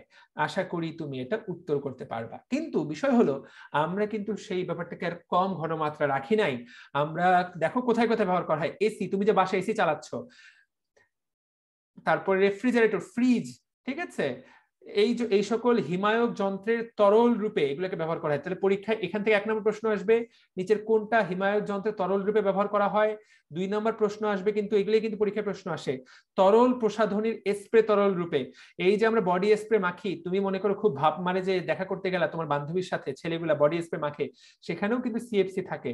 তারপর ফোম শিল্পে, তারপর দেখো ড্রাই ক্লিনার রূপে, পরীক্ষায় কিন্তু এগুলোই আসবে। ড্রাই ক্লিনার রূপে কোনটি ব্যবহৃত হয়, কোন গ্রিনহাউস গ্যাসটি, 1 2 3 4 আমি কিন্তু দাগাই দিলাম। এই সবগুলো এত বেশি ব্যবহার করা শুরু করেছি, সেই জন্য কিন্তু তাকায় দেখো একটা প্রোটোকল স্বাক্ষর করা হয়েছে যেটাকে বলা হচ্ছে মন্ট্রিল প্রোটোকল। মন্ট্রিল শহরটা কোন দেশে, কানাডায়। এইটা কিন্তু মন্ট্রিল প্রোটোকলের মাধ্যমে 2010 সাল থেকে সিএফসি ব্যবহার সম্পূর্ণ নিষিদ্ধ করা হয়। এখন দেখবা কিছু ভালো মানের ফ্রিজ একটু টাকা দিয়ে কিনতে গেলে, তুমি যদি একটু টাকা দিয়ে কিনতে যাও তাহলে দেখবা যে লেখা আছে ফ্রিজের গায়ে সিএফসি ফ্রি, মানে সিএফসি, ওটা সিএফসি থাকবে না। এখন এরকম যদি হয় যে মনে করো কালকে ম্যাজিস্ট্রেট এসে চেক করলো যে এই ফ্রিজ থেকে তো সিএফসি নির্গত হচ্ছে, এই ফ্রিজ থেকে তো প্রচুর পরিমাণে সিএফসি নির্গত হচ্ছে, সে কোম্পানিকে জরিমানা করতে গেল, বলে আপনারা লিখে রাখছেন সিএফসি ফ্রি, আর এখন এখানে প্রচুর পরিমাণে সিএফসি নির্গত হচ্ছে। কোম্পানি তখন যদি বলে স্যার আপনি আসলে জিনিসটা বুঝতে পারেন নাই, সিএফসি ফ্রি মানে শুধু ফ্রিজের টাকাটা নিচ্ছি, সিএফসি দামটা কাস্টমারের কাছ থেকে নিচ্ছি না। হতে পারে যে আমাদের বেশিরভাগ ফ্রিজ হয়তো বা অনেক এরকম যে সিএফসিটা ওরা আমাদেরকে ফ্রি দিয়ে দিচ্ছে, কারণ সিএফসি ফ্রি করতে গেলে একটু উন্নত প্রযুক্তি দরকার। আমাদের দেশের অনেক ফ্রিজে কিন্তু সিএফসি ফ্রি লেখা থাকলেও আলটিমেটলি তারা সিএফসি প্রডিউস করে, ঠিক আছে। কারণ আমাদের দেশে, আমাদের মতো দেশের রুলস রেগুলেশন গুলো একটু টাইট। বছরে একবার যদি তুমি কয়েকটা এসি বা কয়েকটা ফ্রিজের তুমি যদি ইন্সপেকশন করে ফেলো, তারপর বাকি ফ্রিজ গুলো কি হচ্ছে সেগুলো কিন্তু কেউ খেয়াল করতে যায় না। বুঝাতে পারলাম? বিদেশে এগুলো করা কঠিন, কিন্তু আমাদের দেশে মোটামুটি তুমি ধরে নাও তুমি সিএফসি ফ্রিতে পাচ্ছ। যদিও তোমার আমার খুব একটা ক্ষতি হচ্ছে না, আমাদের 100 বছর পরে তোমার যে নাতি জন্ম নিবে তার কিছুটা ক্ষতি হলেও তুমি এই প্রজন্মে তুমি করে যাচ্ছ। সে যদি তখন তোমাকে গালি দেয় কিচ্ছু করার নাই, ঠিক আছে। কিন্তু তোমার এই সিএফসির সাথে সাথে ক্ষতি হচ্ছে না বলে আমি মনে করি। হতেও পারে ভবিষ্যতে তোমার স্কিন ক্যান্সার হতে পারে, কারণ এই সিএফসি গুলো গিয়ে উপরে গিয়ে ওজোন স্তরে ক্ষতি করে। এই সিএফসির ক্লোরোফ্লোরোকার্বন ওজোনকে ভেঙে দেয়, ওজোনকে ভেঙে দিয়ে ওজোন স্তরে ক্ষতি করে, যে ওজোন স্তর আমাদের ইউভি রশ্মি শোষণ করে, এবং ওই ইউভি রশ্মি কিন্তু আমাদের জন্য স্কিন ক্যান্সারের জন্য অনেক গুরুত্বপূর্ণ একটা নিয়ামক। যাদের স্কিন ক্যান্সার হয় ধরতে হবে সে অনেক বেশি সূর্যে ছিল। সো ফ্রি সিএফসি দিয়ে বাংলাদেশে একটু বিপদের মধ্যেই আমরা আছি। সো এখান থেকে কি কি প্রশ্ন আসতে পারে সিএফসি থেকে? 1 নম্বর সিএফসি মানে কি, 2 নম্বর কার সুপার গ্রিনহাউস ইফেক্ট আছে, 3 কত এর কার্বন ডাই অক্সাইড তুলনায় এর ক্ষমতা কত, আশা করি সবাই পারবা। কোন প্রোটোকল দ্বারা কত সালে, এগুলোই আসতে পারে, এর বাইরে কিছু আসবে না। আর এই ব্যবহারটা তো তুমি জানোই, ফ্রিজ এসিতে কোনটা ব্যবহার করা হয়। পরীক্ষায় প্রশ্ন করলো যে দুই একটা ডিওড্রেন্টের নাম বলো তো, যেটা ওই যে আমরা গায়ে মারি। ফগ, ওয়াইল্ডস্টোন, মানুষ তো আরে দেখছো, মানে এটাই হলো মার্কেটিং। তোমার বলা মাত্র যেটার নাম মনে আসতেছে ধরে নিবা যে এটার মার্কেটিং হলো এট দ্য বেস্ট লেভেলে আছে। সো ফগের নাম তোমার মাথায় আসলো, ফাইন। ফগ, তার মানে ধরতে হবে যে ফগের মার্কেটিংটা হলো তোমার কাছে বেস্ট মনে হয়েছে। বাকিগুলো মনে পড়তেছে না আমার নিজেরই। ফগ, তারপরে আরো বেশ কিছু আছে বোধহয়। আমি নিজে নিভিয়া আছে, নিভিয়া জার্মানির কোম্পানি, আমি নিজে নিভিয়াটা ইউজ করি বেশিরভাগ সময়। ওটাতে জার্মানি থেকে আসে তো সিএফসি না থাকার সম্ভাবনা আছে।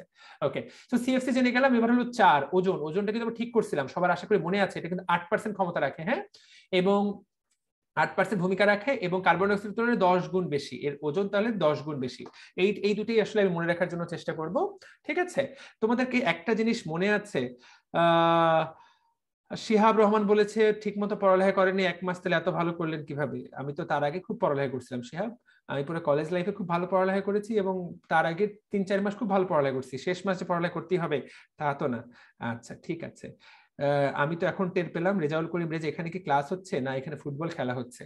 আচ্ছা, তোমরা আমাকে বলো তো, এই যে ওজোন স্তর কোথায় থাকে, কোন স্তরে? খুব গুরুত্বপূর্ণ কথা, এটা কিন্তু আমরা আবারও পড়াই দিচ্ছি যে বায়ুমণ্ডলে কিন্তু এই স্ট্র্যাটোস্ফিয়ারে কিন্তু এর একটা ওজোন স্তর থাকে, যেটা কি করে সেটা কিন্তু আমাদের মনে রাখবো যে সেইটা কিন্তু আমাদের স্ট্র্যাটোস্ফিয়ারে কিন্তু সেটা ইউভি রশ্মি শোষণ করে, ঠিক আছে। এটা হলো 1 নাম্বার কথা। আর 2 নাম্বার কথা, ওজোন কিন্তু ট্রপোস্ফিয়ারে গ্রিনহাউস গ্যাস প্রভাব রয়েছে। সো তাকায় দেখো, গ্রিনহাউস গ্যাস প্রভাব তৈরি করে সে মূলত ট্রপোস্ফিয়ারে, আর ইউভি রশ্মি শোষণ করে সে কোথায় থেকে? স্ট্র্যাটোস্ফিয়ারে। এই জিনিসটা কিন্তু আমরা অনেকেই জানি না বা অনেকেই বুঝি না, আমি একটু তোমাদেরকে খেয়াল করিয়ে দিলাম। ওকে, এই যেখানে একটা সংখ্যা দেওয়া আছে, এটা পড়তে চাইলে পড়বা, না পড়লে নাই। আচ্ছা, সো পড়িয়ে দিলাম, ডান। ওজন গ্যাস বৃদ্ধির কারণ রিডিং পড়ে নিবা, পরীক্ষার জন্য মোটেই ইম্পর্টেন্ট না, আহামরি খুব একটা ইম্পর্টেন্ট বলে আমি মনে করি না, এইটুকু জানতে পারলেই হয়েছে। এইবার নাইট্রাস অক্সাইড, এইখান থেকে দেখো এইটার ক্ষমতা 270 গুণ, পরীক্ষার জন্য এটাই সবচেয়ে বেশি ইম্পর্টেন্ট এবং 5%। তুমি যদি এইটুকু জেনে যাও তাহলেই হয়ে গেল। আর পরীক্ষা এই লাইনটা আসতে পারে, যারা ক্লাস করছো দেখো, এই যে বিদ্যুৎ কেন্দ্র, মোটর যান, শিল্প কারখানায় কোন গ্যাসটা বের হয় প্রচুর পরিমাণে? Nitrous oxide. সো তুমি যে বিদ্যুৎ কেন্দ্রের যদি বলা হয় সেখান থেকে, বা শিল্প কারখানার বা কয়লা বা পেট্রোল জ্বালানির দহনের ফলে কোনটা উৎপন্ন হয়? Nitrous oxide. ঠিক আছে, আমরা কিন্তু কার্বন ডাই অক্সাইড বেশিরভাগ ক্ষেত্রে দাগাই দেই, সেটা উৎপন্ন হয়, বাট কার্বন ডাই অক্সাইড যে উৎপন্ন হয় তা না, সেটা উৎপন্ন হয়। এর সাথে কিন্তু অপশনে যদি কার্বন ডাই অক্সাইড না থাকে, নাইট্রাস অক্সাইড কিন্তু দাগাইতে হবে। সো প্রত্যেকটা সম্পর্কে আমরা আলাদা আলাদা ভাবে জেনে গেলাম। আমার মনে হয় এইটুকুই সবচেয়ে পরীক্ষার জন্য গুরুত্বপূর্ণ। ওকে, আচ্ছা। এরপরে আমি মেইন টপিকটা পড়াই দিতে চাই। সেই টপিকটার নাম হলো সিএফসি, তারপরে সংখ্যা জাতীয় টপিকগুলো আমি পড়াবো। এখানে তাকায় দেখো সিএফসির ব্যবহার, যারা একটু মনোযোগ দিয়ে ক্লাস করছো, মনোযোগটা যতক্ষণ থাকবে ততক্ষণ এই জিনিসটা সবচেয়ে গুরুত্বপূর্ণ। সিএফসির কথা যে বলছিলাম, ক্লোরোফ্লোরোকার্বন, দিস ইজ দ্য আরেকটা 100 স্টার ইম্পর্টেন্ট টপিক। এখান থেকে পরীক্ষা অনেকগুলো প্রশ্ন আসতে পারে। তো যে টপিকটা থেকে সবচেয়ে বেশি প্রশ্ন আসবে সেই জিনিসটা আমি সবার আগে পড়িয়ে দেই, সেটা হলো এই বক্সটা, তারপরে বাকি পেজটা আমি পড়াই দিচ্ছি।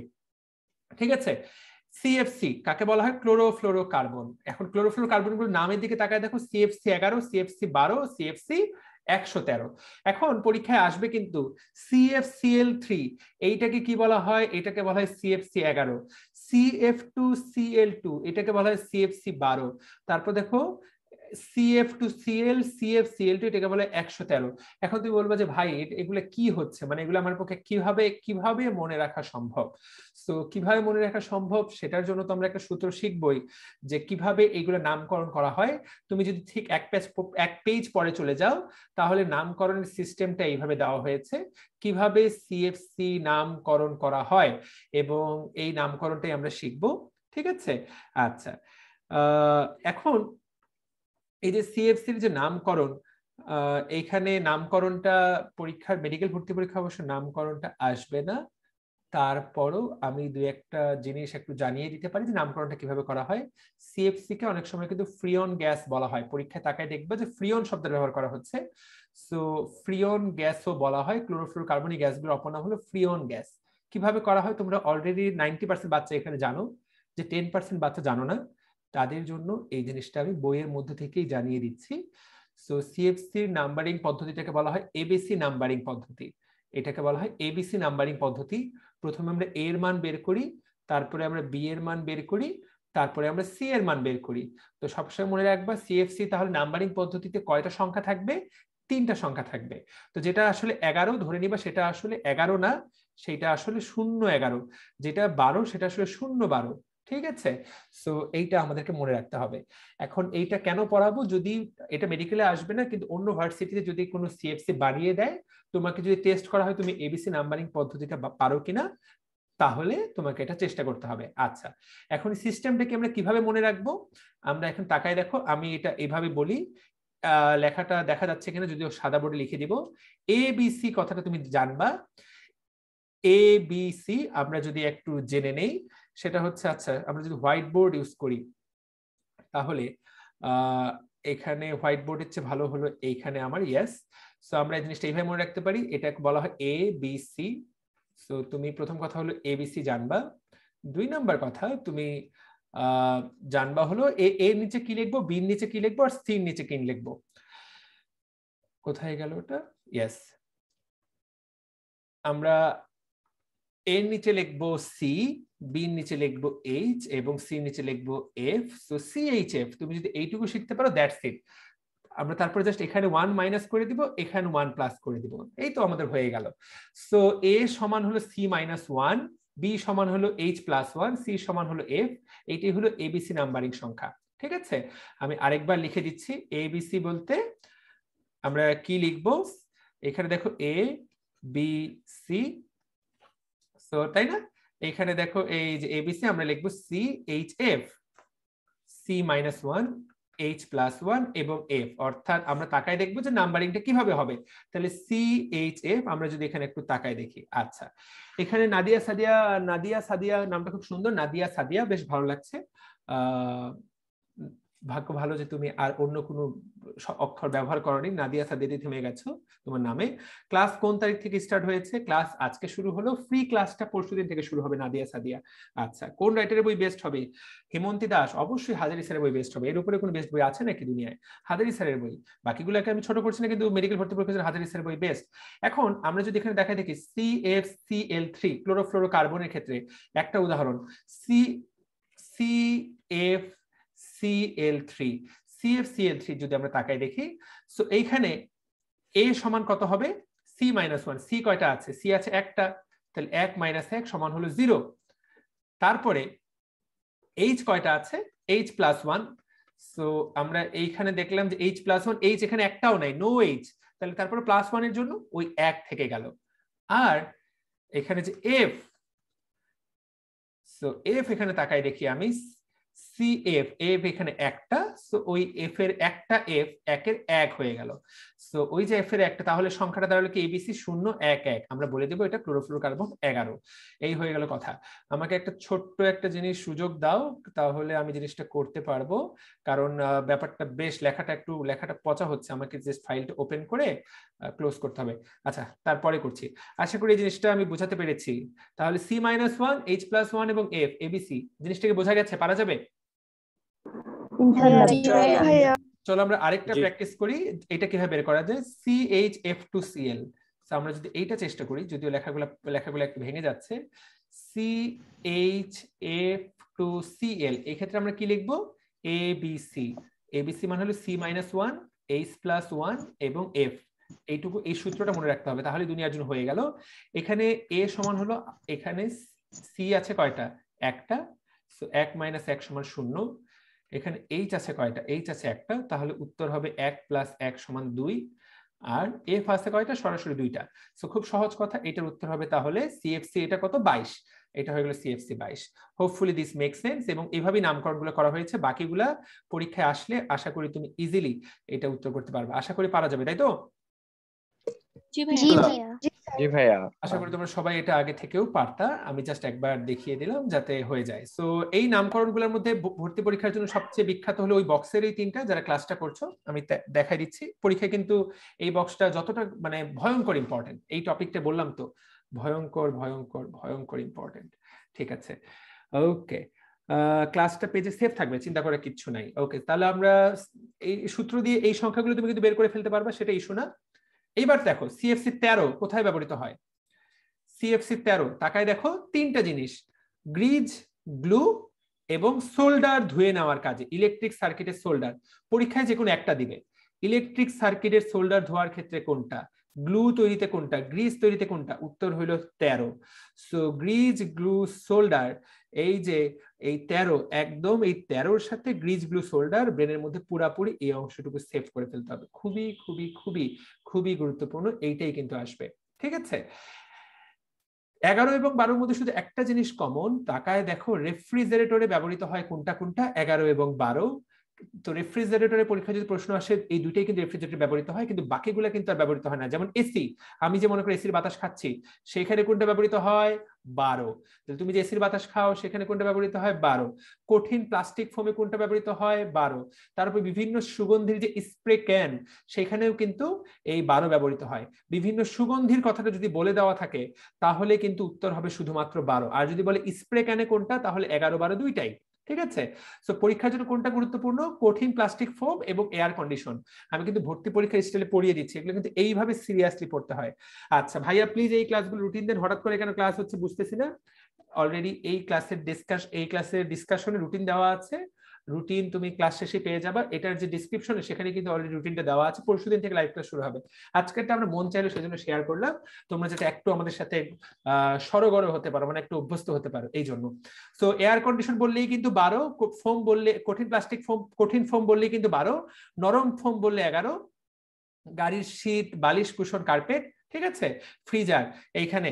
সো পরীক্ষায় তাহলে দেখো স্পেসিফিক গুলোই সবচেয়ে বেশি আসে, ছকটা তো আমি দাগায় দাগায় শেষ করে দিলাম। সো এইখান থেকে আবারও বলছি সবচেয়ে গুরুত্বপূর্ণ 113টা, এছাড়া এয়ার কন্ডিশনার এবং কঠিন ফোম এটি পরীক্ষার জন্য সবচেয়ে গুরুত্বপূর্ণ, আর নরম ফোম এইটাই সবচেয়ে গুরুত্বপূর্ণ। এই চারটেই তোমার পরীক্ষায় আসবে। আশা করি নরম ফোম মানেই 11 আর কঠিন ফোম মানেই 12। তুমি এটা কিন্তু আশা করি তোমরা সবাই এটা পারো। সো 11, 12 এবং 113 খেয়াল করো, 13 কিন্তু দেওয়া নেই, এটা কিন্তু 113, উল্টাপাল্টা করো না পরীক্ষা হলে গিয়ে। So this is called greenhouse গ্যাসের ব্যবহার পরীক্ষার জন্য, এইটা সবচেয়ে সবচেয়ে সবচেয়ে গুরুত্বপূর্ণ। এইটুকু আমাদেরকে অবশ্যই ক্লিয়ারলি 100% ক্লিয়ারলি জানতে হবে। আচ্ছা, ঠিক এইটুকু জানবো। তারপরের পেজে একটু জানিয়ে দেই, এইগুলা পরীক্ষা খুব বেশি আসে। আরো কিছু ক্লোরোফ্লোরোকার্বন আছে যেগুলোকে বলে হ্যালোনস। হ্যালোনস এর দিকে তাকায় দেখো, হ্যালোনস এর অপর নাম হলো বিসিএফ। বিসিএফ মানে কি? বিসিএফ ব্রোমো ক্লোরোফ্লোরো, এটা হচ্ছে বি দিয়ে ব্রোমো, তারপর হলো ক্লোরো, তারপর হলো ফ্লোরো কার্বন। সো এটা হলো ব্রোমো ক্লোরোফ্লোরো কার্বন, এটার অপর নাম হলো হ্যালোনস। পরীক্ষায় প্রশ্ন আসবে অগ্নি নির্বাপক রূপে কোনটা ব্যবহৃত হয়? হ্যালোনস। এখন তুমি দেখো তোমার বাসায় আগুন লাগলে তুমি সবার আগে কি করো? আমরা ফায়ার সার্ভিসদেরকে হ্যালো করি না, মানে কল দিয়ে হ্যালো ফায়ার সার্ভিস। তো মনে রাখবো অগ্নি নির্বাপক আগুন লাগলে কি করব আমরা? হ্যালো করব। সো হ্যালোনস। কাদেরকে হ্যালো করি? আমাদের প্রিয় ব্রো বা ব্রোদেরকে হ্যালো করি। সো এই যে ব্রো ক্লোরো ফ্লোরো, সো ব্রোদেরকে, ব্রো ক্লোরো ফ্লোরোদেরকে আমরা হ্যালো করি। আশা করি আমরা অবশ্যই অবশ্যই মনে রাখবো, ঠিক আছে। তবে যারা বলতেছে সেভ রাখবেন, তোমরা কিন্তু সেভ ক্লাস করো না, এগুলো বলে লাভ নেই। আমরা সেভ রাখতে পারি, কিন্তু সেভ ক্লাস যে পোলাপান করে না এতে কোনো সন্দেহ নেই। পোলাপান যে আইলসা সেটা আমরা খুব ভালো করেই জানি। আচ্ছা, সেটি কিন্তু আসবে অগ্নি নির্বাপক রূপে কোনটা আর কীটনাশক রূপে কোনটা। আমি যা পড়াচ্ছি, যারা ক্লাস করছো যা পড়াচ্ছি, এগুলো একটা ডায়মন্ড তথ্য, ডায়মন্ড। তুমি একা একা পড়তে পারো, কিন্তু পরীক্ষায় যেগুলো আসবে এটুকু আমার কাছ থেকে শুনে নাও। এটা হলো মিথাইল ব্রোমাইড, সো কীটনাশক রূপে ব্যবহৃত হয়। এটা হলো স্ট্র্যাটোস্ফিয়ারে ব্রোমিনের উৎস। সো ওইটা না আসলেও কোনটা কীটনাশক রূপে ব্যবহৃত হয়? Methyl bromide. তোমাকে ভাই এই জিনিস কষ্ট করে মুখস্থ রাখতেই হবে, ঠিক আছে। ওকে, ঠিক আছে। এখানে পলাশ শ্রাবণ বলেছে জোজ লাগে ভাইয়া আপনার সবগুলো ক্লাস। আমাদের জুম লিংক দেওয়া যায় কিনা? অবশ্যই জুম লিংক দেওয়া যায়। তোমরা তো ফ্রি, আশা করি ফ্রি পদার্থবিজ্ঞান ক্লাসে সাবস্ক্রাইব করেছো, মানে ফ্রিতে সাবস্ক্রাইব করেছো। আশা করি গুগল ফর্ম ফিল আপ করেছো, তোমরা লিংক পেয়ে যাবে আমাদের গ্রুপে। ওকে, ঠিক আছে। 100।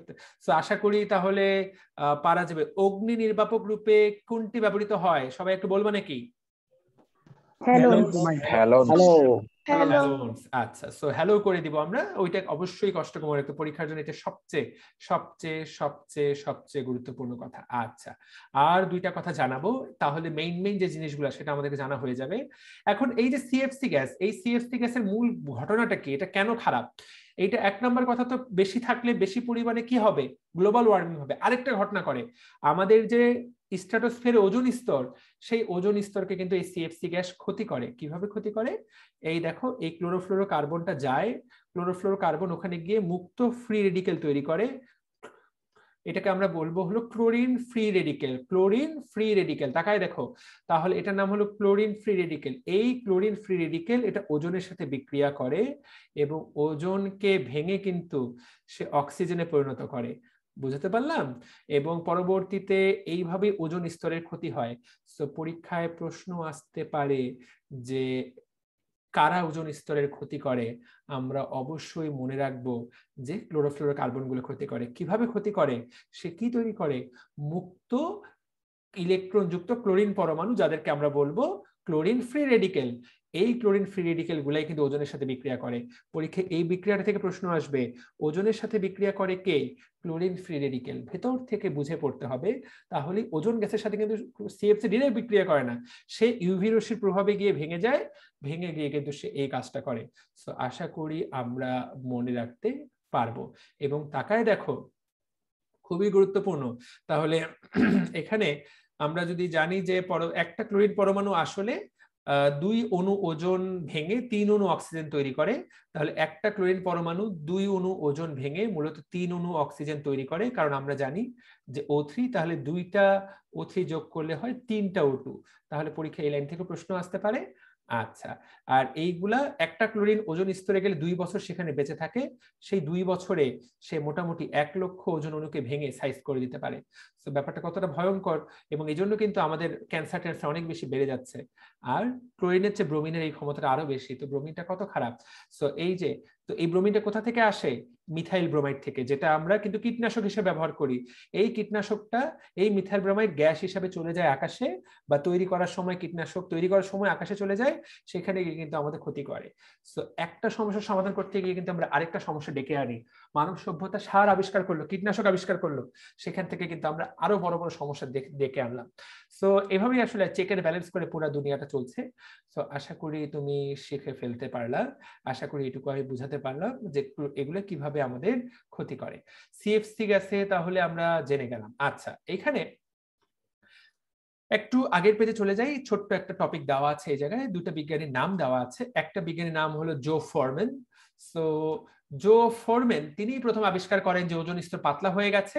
সো এইটা, এবং ওজোন স্তর পাতলা হওয়ার ঘটনাকে বলা হয় ওজোন স্তরের ক্ষয় বা ওজোন ছিদ্র বা ওজোন গহ্বর। সো পরীক্ষায় প্রশ্ন আসতে পারে যে কে প্রথম লক্ষ্য করেন যে ওজোন স্তর কমে যাচ্ছে? বিজ্ঞানী ফোরম্যান, তুমি এই নামটা জানতে পারো। এখন কতটুকু কমে গেছে সেটা প্রকাশ করার জন্য আরেকজন বিজ্ঞানীর নাম নেওয়া হয়, সেই বিজ্ঞানীর নাম হলো ডবসন। সো কতটুকু কমে গেছে সেটার জন্য ডবসন এককে ব্যবহার করা হয়। পরীক্ষা যদি আসে যে ওজোন স্তরের ছিদ্রের মানটাকে কি দ্বারা প্রকাশ করা হয়, উত্তর হলো ডবসন দ্বারা প্রকাশ করা হয়। বাকি অংশটুকু আপনি রিডিং পড়তে পারেন। সো এখানে এই দুটো বিজ্ঞানীর নাম গুরুত্বপূর্ণ। 3 নাম্বার আরো 2 থেকে 3টা বিজ্ঞানী আছে যাদের বিজ্ঞানী নামগুলো একটু বেশি হয়ে যায়, সেগুলো খুব একটা পরীক্ষায় আসে না। ডবসন একটা পরীক্ষার জন্য বেশি আসে। আর এখানে দেখো সুলতান সুলেমান, একজন আমরা সবাই সিরিয়ালটা নাম শুনেছি সুলতান সুলেমান। সুলতান সুলেমান না হলেও এখানে দেখো সুসান সুলেমান নামে একজন আছে। সুসান সুলেমান তিনি বলেছিলেন 1986 সালে ওজোন স্তর ক্ষয়ের মূল কারণ হলো ক্লোরিন। ওই যে ক্লোরিন। সো এই যে সুলতান সুলেমান কিন্তু আসল কথাটা কিন্তু দিন শেষে বলে দিয়েছেন, ঠিক আছে। সো ক্লোরিনের কথা বলেছিলেন। আরো ক্লিয়ার করে তারও 10 বছর পর, সুলতান সুলেমানের পর আরো বেশি ক্লিয়ার করেন মোটামুটি 3 জন বিজ্ঞানী, যারা বলেন যে আসলে ক্লোরিন ডিরেক্ট করে না, ব্যাপারটা আসলে করে ক্লোরোফ্লোরোকার্বন, এবং এই জন্য কিন্তু তারা নোবেল পুরস্কার পেয়েছে। এবং এই ক্লোরোফ্লোরোকার্বনের এই কাজগুলা করেছে হলো, একজনের নাম হলো মলিনা, একজনের নাম রোল্যান্ড, আর একজনের নাম ক্রুটজেন। এই নামগুলো তুমি চাইলে কষ্ট করে পড়তে পারো, আহামরি ভয়ঙ্কর কঠিন নাম না, 2-3বার পড়লে তোমার হয়ে যাবে। যদি এগুলো খুব ইম্পর্টেন্ট তাও কিন্তু আমি বলি নাই, কোনগুলো ইম্পর্টেন্ট সেটা আমি আগেই পড়িয়ে ফেলেছি। সো এইটুকু শিখে ফেলতে পারো, এখান থেকে হাইয়েস্ট এটা প্রশ্ন আসতে পারে। এখন যা পড়াবে এগুলো মোটামুটি লেস ইম্পর্টেন্ট। এখানে একটা বেশ মজার বিষয় দেখো, দক্ষিণ মেরু অঞ্চলের যে ওজোন স্তর, ভাগ্য ভালো দক্ষিণ মেরুতে আমাদের কোনো প্রাণী, আমরা খুব একটা মানুষ থাকি না, সেখানে ওজোন স্তর অলরেডি 80% নষ্ট হয়ে গেছে। এটা নাইস স্টুডেন্ট, এটা পরীক্ষা আসার কথা না। অলরেডি ওখানে যে যারা বেঁচে থাকবে, যে সকল প্রাণী, ওদের ক্যান্সার হয়ে ওরা কিন্তু শেষ জীবনটা কাটাবে, ভয়ঙ্কর, ঠিক আছে। এখানে দুটো গুরুত্বপূর্ণ তথ্য আছে, একটা তাকায় দেখো। আমরা তাহলে সিএফসি ব্যবহার করব না, তাহলে ভাই আপনি বলেন যে তাহলে আমাদের যে ফ্রিজ, এই ফ্রিজে সিএফসির বদলে কি ব্যবহার করবে? ফ্রিজটা একটু চালাতে হবে। তাকায় দেখো, এই সিএফসির বদলে দেখো ক্লোরোফ্লোরোকার্বনের বদলে হাইড্রোক্লোরোফ্লোরোকার্বন, এইগুলো একটু কম ক্ষতিকারক, এইগুলা ব্যবহার করা হয়। সো এইটা পরীক্ষায় কিন্তু আসবে, সিএফসির বদলে কোনটা ব্যবহার করা হয়, এইটা হলো 1 নম্বর কথা। অ্যারোসল, অ্যারোসল যদি দেখতে চাও তাহলে আমার চোখের কাছে অ্যারোসল আছে, আমি তোমাদেরকে দেখাচ্ছি সবাইকে। এই হলো অ্যারোসল, কই গেল? এই হলো অ্যারোসল, আমি দেখাতে পারছি কিনা জানি না, আসলে সবাই দেখতে পাচ্ছ। এটা হলো এক্সপেল, মশাদের জম, এবং মশাদেরকে আমি জাস্ট এটা দিয়ে মেরে ফেলি রাতের বেলা। এইটাতে আমি যদি এটাতে তাকাই দেখি, এরা কিন্তু স্পষ্ট করে বলে নাই যে এটার মধ্যে ওইটা আছে কিনা, মানে সিএফসি আছে কিনা। এখানে শুধু মেইন উপাদানটার কথা বলা হয়েছে। তো অ্যারোসলে কিন্তু কি ব্যবহার করতে বলেছে? আইসোবিউটেন। তো পরীক্ষায় কিন্তু এইটাও আসতে পারে যে অ্যারোসলে আমরা মনে রাখবো, অ্যারোসলের আমরা সৌন্দর্য বাড়াবো বিউটি দিয়ে, সো আইসোবিউটেন দিয়ে দিব, ঠিক আছে। আইসোবিউটেন দিলে অ্যারোসলের ক্ষতিটা কমে যাবে। সো এই দুইটা আশা করি শিখে ফেলতে পারবা যে কোথায় কি ব্যবহার করা আমাদের উচিত, কেন আমরা। সো আশা করি এইগুলো একটু কম ক্ষতিকারক, আশা করি পারা যাবে। সো আমরা তাহলে জেনে গেলাম। আরেকটা লাস্ট কথা, এখানে যে পয়েন্ট নাম্বার 5, মোটর কারে, তাহলে মোটর কারে কিন্তু এখন হাইড্রোফ্লোরোকার্বন ব্যবহৃত হয়, কিন্তু সেটাকে আমরা বাদ দিব। সো এটা আমরা শুধু ক্লোরোফ্লোরোকার্বন বাদ দিয়ে শুধু হাইড্রোফ্লোরোকার্বন ব্যবহার করা হবে 2040-এর মধ্যে। সো এখানে কোনো ক্লোরিন পরমাণুই থাকবে না, ক্লোরিনকে মোটামুটি আমরা একদম বাদ দিয়ে দিব। সো 2040-এর মধ্যে মোটর কারে কি ব্যবহার করা হবে, এই লাইনগুলোই পরীক্ষায় আসবে। আমার যারা স্টুডেন্ট, যারা ক্লাস করছে, তারা যদি এটা খেয়াল করে পরীক্ষা তাদেরকে কখনোই ভাঙতে পারবে না। মোটর কারে ধীরে ধীরে কি ব্যবহার করা হবে, মোটর কারেও কিন্তু এসি আছে, সেই এসিতে কি ব্যবহার করা হবে। সো মোটামুটি আমার প্রিয় ছোট ভাই আপনাদেরকে যে টপিকটা আমার পড়ানোর ছিল সেটা ছিল গ্রিন হাউস গ্যাস। আশা করি তোমরা শিখতে পেরেছো। তাসমিয়া, আজকের ক্লাস 9:30 পর্যন্ত 2 ঘন্টা করে আমরা ক্লাস নেই। এখানে যারা ক্লাস করছো থ্যাংক ইউ সো মাচ। তোমরা ক্লাস করছো, তোমরা আসলে তোমাদেরকে আমরা শেয়ার করলাম, কারণ পরশুদিন থেকে তোমরা কোনো ক্লাস মিস দিও না। আমরা পুরো পদার্থ বিজ্ঞান আমরা কিন্তু সেকেন্ড পেপার 5টা চ্যাপ্টার ধরে ধরে আলোচনা করব। পরীক্ষা ক্লাস শেষে পরীক্ষা হবে পরের দিন, এবং যাবতীয় আমরা গুছাই দেবো এই চ্যাপ্টারগুলো, নাথিং টু ওয়ারি। ঠিক আছে, আচ্ছা ভাইয়া, পড়ার সময় মনে হয় সব লাইন ইম্পর্টেন্ট, কিভাবে বুঝবো কোন লাইনগুলো ইম্পর্টেন্ট এই বিষয়ে একটু বলেন। এটাই তো আমরা পড়াচ্ছি এখন, যদিও আমি এই মুহূর্তে যা পড়াচ্ছি সেটাতে কিন্তু তাকায় দেখো, আমি কিন্তু শুরুতে 1000 স্টার বলে দিচ্ছি, 100 স্টার বলে দিচ্ছি, তারপরে তাকায় দেখো আমি কিন্তু বলে দিচ্ছি যেটা নাইস টু লেস ইম্পর্টেন্ট। তারপরও পড়ার সময়, প্রথমবার পড়ার সময় সব পড়বা, এবং কোনটা ইম্পর্টেন্ট মনে রাখবা যে 5টা জিনিস সবচেয়ে ইম্পর্টেন্ট। এক হলো দাগানো, এক হলো বোল্ড হরফের লাইন, 2 হলো যে কোনো বক্স, 3 হলো যে কোনো উদাহরণ, 4 হলো যে কোনো পার্থক্য, ঠিক আছে, এবং 5 যে কোনো বৈশিষ্ট্য। এই ছক, বক্স, উদাহরণ, পার্থক্য, বৈশিষ্ট্য, বোল্ড হরফের লাইন, এগুলোই পড়লে বেশিরভাগ, এগুলো সবচেয়ে ইম্পর্টেন্ট। তুমি বাকি লাইনগুলো পড়ো না পড়ো, এই জিনিসগুলো তোমাকে পারতেই হবে, এটাই হলো সবচেয়ে গুরুত্বপূর্ণ কথা, ঠিক আছে। এটাই সবচেয়ে গুরুত্বপূর্ণ। ক্লাসটা কি রেকর্ড থাকবে? হ্যাঁ, ক্লাসটা আমাদের পেজে থেকে যাবে, তুমি চাইলে পরেও দেখে নিতে পারবা। সো আমার যারা ক্লাস করছো, আশা করি যারা পেইড ব্যাচের ইউজার আমার, আশা করি যা পড়াইলাম এই অংশটা কাজে লাগবে, তাই তো? পারা যাবে তো নাকি? আমাদের এখানে ক্লাস করার কথা 600 জনের, আমরা ক্লাস করাতে পাবো একসাথে 1000 জনকে, ক্লাস করতেছে 120 জন। বাকিরা নিশ্চয়ই পড়ালেখার চেয়েও গুরুত্বপূর্ণ কাজ করতেছে, আমি ধরে নিলাম নিশ্চয়ই খুব গুরুত্বপূর্ণ কাজ করছে। নিশ্চয়ই নাসার রকেট বানাচ্ছে, তবে বেশিরভাগই যে পড়ালেখা করতেছেন এতে আমার কোনো সন্দেহ নাই, এবং এরাই ভবিষ্যতে বলবে যে ভাই আপনার, আমি তো সব ক্লাস টাস করলাম, চান্স তো পাইলাম না ভাই। তো এই বাবুগুলোই আসলে যারা একটু বেশি পণ্ডিত হয়। এক আছে যারা খুব বেশি পণ্ডিত, যারা নিজেরই পড়ালেখা করে, তারা অবশ্য ভালো চান্স পায়, কিন্তু যারা পণ্ডিতের ভেষ ধরে কিন্তু আসলে পণ্ডিত না, মানে শুধু পণ্ডিত হওয়ার চেষ্টা করে কিন্তু পড়ালেখা করে না, জীবনে আমি বহু স্টুডেন্ট দেখেছি এই পর্যন্ত, বহু মানে বহু। সো কিছু বাচ্চা কাচ্চা আছে যারা চেষ্টা করে ভালো করার, যারা অ্যাকচুয়ালি পড়ালেখা মন দিয়ে করে, আর কিছু আছে দেখায় যে পড়ালেখা করতেছে কিন্তু আসলে ভিতরে গিয়ে সে দেখা গেল যে পড়ার টেবিলে বসে আছে কিন্তু সে মোবাইল চাপতেছে। সে পড়ার টেবিলে বসে আছে কিন্তু যতটুকু মনোযোগ দেওয়ার কথা সে দিচ্ছে না। এবং কিছু আছে খুব ওভার স্মার্ট বাচ্চা কাচ্চা, মোটামুটি অনেক বন্ধু বান্ধব, তার কিছু কিছু বিশেষ বন্ধু আছে, এই বাচ্চাগুলার কিন্তু ভর্তি পরীক্ষা আসলে ঝামেলাটা হয়। কারণ আবারও বলতেছি, প্রতিযোগিতা, আমি সবসময় বলি প্রতিযোগিতা নিজের সাথে, তোমাকে 80 পাইতে হবে। ভাইয়া যারা ক্লাস করছো, 80 পাওয়া মোটেই মুখের কথা না। বাংলাদেশে আমি সবসময় বলি, যদি স্ট্যান্ডার্ড প্রশ্ন হয়, 80 পাওয়ার মতো পুরো 1 লক্ষ সায়েন্সের স্টুডেন্টের মধ্যে, 1 লক্ষ সায়েন্সের স্টুডেন্টের মধ্যে 80 পাওয়ার মতো স্টুডেন্ট আছে মাত্র 1000 জন। 1000 জন, দ্য বেস্ট ওয়ান্স। কিন্তু ভর্তি পরীক্ষা পাবে মাত্র 200 জন।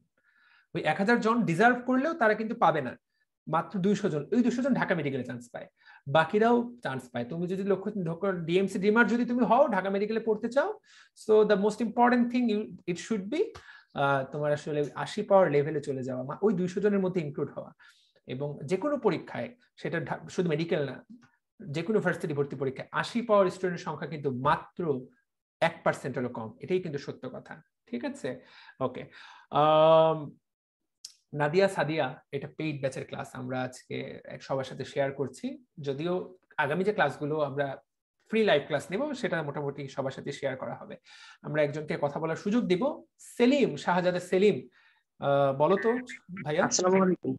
বলো, শুনছি ভাইয়া। জিকে ওইখানে ইয়েতে পাইনি, যেমন ডিএমসি ড্রিমার অ্যাপে যে কোশ্চেন থাকার কথা সেখানে পাইনি। শাহজাদা সেলিম আছে, আমরা জিকে আমরা মোটামুটি আজকে শনিবার না, ইয়েস, কালকের মধ্যে আমরা ইনশাআল্লাহ ব্যাপারটা রিসাবল করে ফেলবো। জিকের যে ক্লাসগুলো, জিকের যে এমসিকিউ গুলো, যেখানে সবগুলো এমসিকিউ আছে সেখানে চলে আসবে, ওই এমসিকিউ গুলো ইনশাআল্লাহ কাল পরশুর মধ্যেই চলে আসবে, নাথিং টু ওয়ারি সেলিম। ওকে, সৌরভ মন্ডল, অনেকদিন পরে তোমার কথা শুনতেছি, বলো ভাইয়া। ভাই বিসিএফ মানে কি যেন বলেছিলেন? ব্রোমোক্লোরোফ্লোরোকার্বন, অ্যাকচুয়ালি ওটাকে ওই জন্য ব্রোমোক্লোরোফ্লোরো বলেই বলা হয়, বাট ব্রোমোক্লোরোফ্লোরোকার্বন, বুঝতে পারলাম। জি, এটার আরেকটা নাম হলো হ্যালোনস। হ্যালোনস এর আরেকটা নাম কি পরীক্ষাটা আসতে পারে, বাট ওকে, ঠিক আছে। সো জেনে গেলাম। আর কেউ কোনো প্রশ্ন করতে চাইলে করতে পারো। হাত তুলেছে ফারিহা কামাল। ইয়েস, বলো। ভাইয়া ওই যে আমার অ্যাপের অ্যাক্সেসটা আমি তো ফর্ম পূরণ করেছি কিন্তু আসে নাই তো। ফারিহা, পাইনি আমি অ্যাক্সেসটা। ওটা কালকের আপডেট না আসা পর্যন্ত আমরা দিতে পারতেছি না। অ্যাপটা আপডেট না হওয়া পর্যন্ত কাউকেই দিব না। আশা করি আগামী এক সপ্তাহের মধ্যে সবাইকে আমরা ডিএমসি ড্রিমার্স অ্যাপে অ্যাক্সেস দিয়ে দিব, কারণ আমাদের যে ক্লাসগুলো, লাইভ ক্লাসগুলো, এগুলো জি। অ্যাপে আপলোড দেওয়ার জন্য যেই জায়গায় আপলোড হবে সেই জায়গায় আপলোড হলেই ক্র্যাশ হয়ে যাচ্ছে। সেটাই আমরা গত এক মাস ধরে ফিক্স করার চেষ্টা করছি, সেটাই ফিক্স করতে পারি নাই। আজকে রাত হলো আমাদের ডেডলাইন। আমি ধরে নিচ্ছি ডেভেলপার আজকের মধ্যে আমাদের করতে পারবে না, কালকে সময় লাগবে। আশা করি আমরা কালকের মধ্যে হলে আপলোড আস্তে আস্তে আপলোড হয়ে যাবে, তুমি অ্যাপে পেয়ে যাবে। কাউকেই দেওয়া হয়নি অ্যাকচুয়ালি, কারণ অ্যাপে তো নাই, থাকলে না দেওয়া হবে। আর অনেকেই প্রশ্ন করছে 1999 টাকার অফারটা আবারও চাই। তুই অ্যাপে চেক করিস না, অফারটা আমরা এখনো দিয়ে রাখছি, কারণ প্রতিদিনই অসংখ্য বাচ্চা কাচ্চা সাবস্ক্রাইব করতেছে, তো অফারটা অলরেডি আছে। যে আবারও চাই বলতেছো, সে একটু চেক করে বলো। হ্যাঁ, আচ্ছা, ওকে। সো আমরা অনেকটুকু পড়লাম, যা পড়াইলাম তোমরা নিজেরাও বুঝতে পারতেছো কিনা যে এটা অনেক গুরুত্বপূর্ণ টপিক, এখান থেকে যে প্রতি পদে পদে প্রশ্ন লুকায় আছে। শুরু করবো, বাকিটুকু পড়িয়ে ফেলবো আমরা। একটা হলো কি, কাকে আমরা অ্যাসিড বলবো, কাকে ক্ষারক বলবো। এই টপিক থেকে ভর্তি পরীক্ষায় প্রশ্ন আসতে পারে কিনা? অবশ্যই আসতে পারে। এই চ্যাপ্টারটা অনেক বড়। আমরা এইটা তুমি যখন মানে এইচএসসির পরে আবার রিভাইজ ক্লাস করবা, এই পুরো চ্যাপ্টার একদিনে ক্লাস হবে 2 ঘন্টায়। আর এই ক্লাস আমরা এই advance medical batch pre medical কোর্সে এই ক্লাসটা আমরা নিলাম। টোটাল 4 থেকে 5টা ক্লাস, মোটামুটি 7-8 ঘন্টা ধরে এই চ্যাপ্টার পড়াইছি। আশা করি এরপরও যদি তোমার এই চ্যাপ্টার পড়া না হয়, তাহলে ভাই আমার বুঝতে হবে যে তাহলে তুমি পড়ালেখা করতেছো না। এখানে আমার আর কোনো ফল্ট নাই। এই চ্যাপ্টার আশা করি যা পড়াইছি এখান থেকেই প্রশ্ন আসবে। ওকে, এখন কাকে আমরা অ্যাসিড বলবো, কাকে আমরা ক্ষারক বলবো, এই নিয়ে আমরা 2 থেকে 3টা তত্ত্ব নিয়ে আলোচনা করব। প্রথমে তত্ত্বটা, সেটার নাম হলো আরহেনিয়াসের অ্যাসিড ক্ষারক তত্ত্ব। তিনি প্রথমে এই জিনিসটা নিয়ে কাজ করেছিলেন এবং বেশ বিখ্যাত হয়ে গিয়েছিলেন। তার নাম হলো বিজ্ঞানী আরহেনিয়াস। ঠিক আছে, পরীক্ষা প্রশ্ন আসতে পারে আরহেনিয়াস কিসের উপর ভিত্তি করে এই অ্যাসিড ক্ষারক তত্ত্ব দিয়েছিলেন। তাকিয়ে দেখো, আণবিক সংকেত এবং পানিতে এদের আচরণ, এই দুটো জিনিসের ভিত্তি করে। একটা হলো আণবিক সংকেত, আর একটা হলো পানিতে এদের আচরণ কেমন, তার উপর ভিত্তি করে তিনি বলেছিলেন অ্যাসিড বা অম্লে অবশ্যই হাইড্রোজেন থাকবে এবং তারা পানিতে, জলীয় দ্রবণে তারা হাইড্রোজেন দান করবে। সো তাহলে আরহেনিয়াসের তত্ত্বে মূল কথাই হলো কি, হ দিয়ে হাইড্রোজেন, আরহেনিয়াসে তাহলে হাইড্রোজেন। কথাটা মনে রাখবা যে হাইড্রোজেন তত্ত্বটা কে দিয়েছিলেন? আরহেনিয়াস। তাহলে অ্যাসিড বা অম্ল কি করবে? অবশ্যই হাইড্রোজেন থাকতে হবে এবং সে পানিতে মিশ্রিত হলে প্রোটন আয়ন বা হাইড্রোজেন আয়ন দান করবে। পরীক্ষায় কিন্তু এটাই আসবে, এই তত্ত্বটা কার? আরহেনিয়াসের। সো যে যাদের এইচ আছে শুধু তারাই অ্যাসিড হতে পারবে, যাদের এইচ নাই তারা কিন্তু অ্যাসিড হতে পারবে না। সো দিজ আর অল যাদের দেওয়ার মতো এইচ আছে। শর্ত কিন্তু 2টা, একটা হলো হাইড্রোজেন থাকতে হবে, 2 পানিতে এইচ দিতে হবে। মনে করো এখন এইচ আছে কিন্তু দিচ্ছে না, যেমন মিথেন, এটা কিন্তু আর আরএনএসি তত্ত্ব অনুসারে অ্যাসিড হবে না। ঠিক আছে, কারণ দেওয়ার মতো জলীয় দ্রবণে সে কিন্তু এইচ দিচ্ছে না। তাহলে অ্যাসিড হওয়ার জন্য শর্ত কয়টা দিয়েছিলেন তিনি? 2টা শর্ত। একটা হলো এইচ থাকবে, 2 হলো এই এইচটাকে পানিতে মেশালে, পানিতে দ্রবীভূত করলে সে এইচটা সে দান করতে পারবে আয়ন হিসাবে। সো আরএনএসের শর্ত তাহলে 2টা অ্যাসিড হওয়ার জন্য। সো এরা কিন্তু সবাই দান করতে পারে, এরা কিন্তু আরএনএস তত্ত্ব অনুসারে অ্যাসিড। একইভাবে তিনি বলেছিলেন ক্ষারের জন্য যারা হাইড্রোক্সিল দিতে পারে। এখানে মোটামুটি তার বেসিক শর্ত ছিল অ্যাকচুয়ালি যারা হাইড্রোক্সিল দিতে পারে পানিতে দ্রবীভূত হলে তাদেরকেই মূলত আমরা বলবো। সো এখানে প্রত্যেকটাই তিনি এটাকে ক্ষারক বলে দিয়েছিলেন। ঠিক আছে, হাইড্রোক্সিল দান করে। পরীক্ষার জন্য তোমাকে এই হেডলাইনটাই পড়তে হবে। এখন আরহেনিয়াসের তত্ত্বের সাফল্যটা কি? এটা জলীয় দ্রবণে অম্ল ক্ষারের ধর্ম ব্যাখ্যা করতে পারে। সো পরীক্ষা প্রশ্ন আসতে পারে যে জলীয় দ্রবণে কার তত্ত্বটা খুবই কার্যকরী? উত্তর হলো আরহেনিয়াসের তত্ত্ব। ঠিক আছে, আর আরহেনিয়াসের তত্ত্ব থেকে কেন অ্যাসিড ক্ষারের বিক্রিয়ায় 57.34 কিলোজুল তাপ উৎপন্ন হয় সেটা ব্যাখ্যা করা যেত, কারণ আরহেনিয়াস বুঝিয়ে ফেলেছিলেন সব জায়গায় বিক্রিয়া হয় মূলত এই যে এইচ এবং ওএইচ এর। তিনি কিন্তু ওই আয়ন দুটো আবিষ্কার করে ফেলেছিলেন, একটা ওএইচ আর একটা এইচ। তিনি কিন্তু সেই আয়ন মোটামুটি আবিষ্কার করে ফেলেছিলেন। তিনি যেহেতু সেই আয়ন আবিষ্কার করে ফেলেছিলেন, তখন কিন্তু তিনি এই ব্যাখ্যাটা তিনি দিয়ে ফেলেছিলেন যে কেন সব জায়গায় প্রশমন তাপ এত, এবং কারণ পানি সেখানে প্রশমন হিসেবে উৎপন্ন হয়, বিক্রিয়া আসলে এই বিক্রিয়ার উৎপন্ন তাপ হলো এটা। তিনি অ্যাকচুয়ালি এই জিনিসটা বলেছিলেন। ঠিক আছে, সো এটাই হলো তত্ত্বের সাফল্য। এবং কোন জলীয় দ্রবণ কেন অম্লীয় বা কেন ক্ষারীয় সেটা তিনি ব্যাখ্যা করতে পেরেছিলেন। কারণ অম্লীয় কেন? কারণ সেখানে প্রোটন থাকতো, আর ক্ষারীয় কেন? সেখানে হাইড্রোক্সিল থাকতো। এইগুলা কথা। সো আসতে পারে কোনটা সাফল্য কোনটা সাফল্য নয়। কিন্তু আরহেনিয়াসের সবচেয়ে গুরুত্বপূর্ণ কথা হলো কিছু সীমাবদ্ধতা ছিল, যেমন জলীয় দ্রবণের বাইরে অজলীয় দ্রবণে সেটা আর মোটেই কার্যকরী নয়, এটা হলো 1 নাম্বার কথা। তো অজলীয় দ্রবণে পারতো না। 2 নাম্বার কথা, গ্যাসীয় অবস্থার কোনো ক্ষেত্রেই সে পারতো না। পরীক্ষায় কিন্তু প্রশ্ন আসবে সীমাবদ্ধতা কোনটি? অজলীয় দ্রবণে তার সীমাবদ্ধতা আছে, গ্যাসীয় অবস্থায় সীমাবদ্ধতা আছে, আর যারা হাইড্রোক্সিল দেয় না, যেমন এটার নাম হলো অ্যামোনিয়া, অ্যামিন সমূহ, অ্যানিলিন, ধাতব অক্সাইড যেমন ক্যালসিয়াম অক্সাইড, এটা কিন্তু একটা ক্ষার বা ক্ষারক। পরীক্ষায় কিন্তু প্রশ্ন আসবে নিচের কোনটি আরহেনিয়াসের তত্ত্ব অনুসারে ক্ষারক নয়? এরা কিন্তু সবাই ক্ষারক, যা কিন্তু এরা কিন্তু আরহেনিয়াসের তত্ত্ব অনুসারে ক্ষারক নয়। পরীক্ষায় এই প্রশ্নটা ভয়ঙ্কর ইম্পর্টেন্ট, ঠিক আছে? আবার এদের জলীয় দ্রবণ কিন্তু অম্লধর্মী, এটারও কিন্তু সে ব্যাখ্যা দিতে পারে না। তো পরীক্ষায় এই লাইনটাই কিন্তু আসবে যে নিচের কোনটি ক্ষারক কিন্তু আরহেনিয়াসের তত্ত্ব অনুসারে যারা ক্ষারক নয়।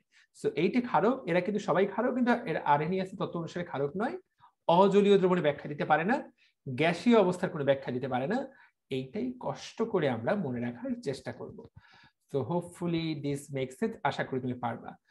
আচ্ছা, এই তত্ত্বের আরেকটা জাস্ট জিনিস খেয়াল করিয়ে দেই, সেটা হচ্ছে যে আরহেনিয়াস বলেছিলেন, আমরা যদি একটু তাকিয়ে দেখি যে আরহেনিয়াসের এই তত্ত্ব থেকে 2টা ধ্রুবক পাওয়া যায়, একটা হলো বিয়োজন ধ্রুবক Ka আর একটা বিয়োজন ধ্রুবক Kb। এ বলতে অ্যাসিড, বি বলতে বেস। বেস মানে ক্ষারক, যারা ক্লাস করছো আশা করি তোমরা এটা সবাই জানো। এখানে খুবই একটা গুরুত্বপূর্ণ কথা আছে, যার Kb এর মান যত বেশি সে তত বেশি তীব্র বা সবল ক্ষারক, যার Ka এর মান যত বেশি সে তত বেশি কিন্তু তীব্র অম্ল। সো মনে রাখতে হবে Ka এর মানের সাথে অ্যাসিডের তীব্রতা কিন্তু সমানুপাতিক, কিন্তু আমরা অনেকেই ভুল করি Pka এবং Pkb সাথে তুলনা করে। যখনই আমরা লগারিদম নিয়ে নিব Pka এবং Pkb বলবো, তখনই কিন্তু সম্পর্কটা হয়ে যাবে ব্যস্তানুপাতিক। যার Pka এর মান যত বেশি সে তত দুর্বল অ্যাসিড, যার Pkb এর মান যত বেশি সে তত দুর্বল ক্ষারক। কিন্তু K এর জন্য বিষয়টা কিন্তু ঠিক সমানুপাতিক সম্পর্ক, K বেশি মানে সবল, Kb বেশি মানে সবল ক্ষারক। পরীক্ষা এখান থেকে এই পেজ থেকে প্রশ্ন আসবে,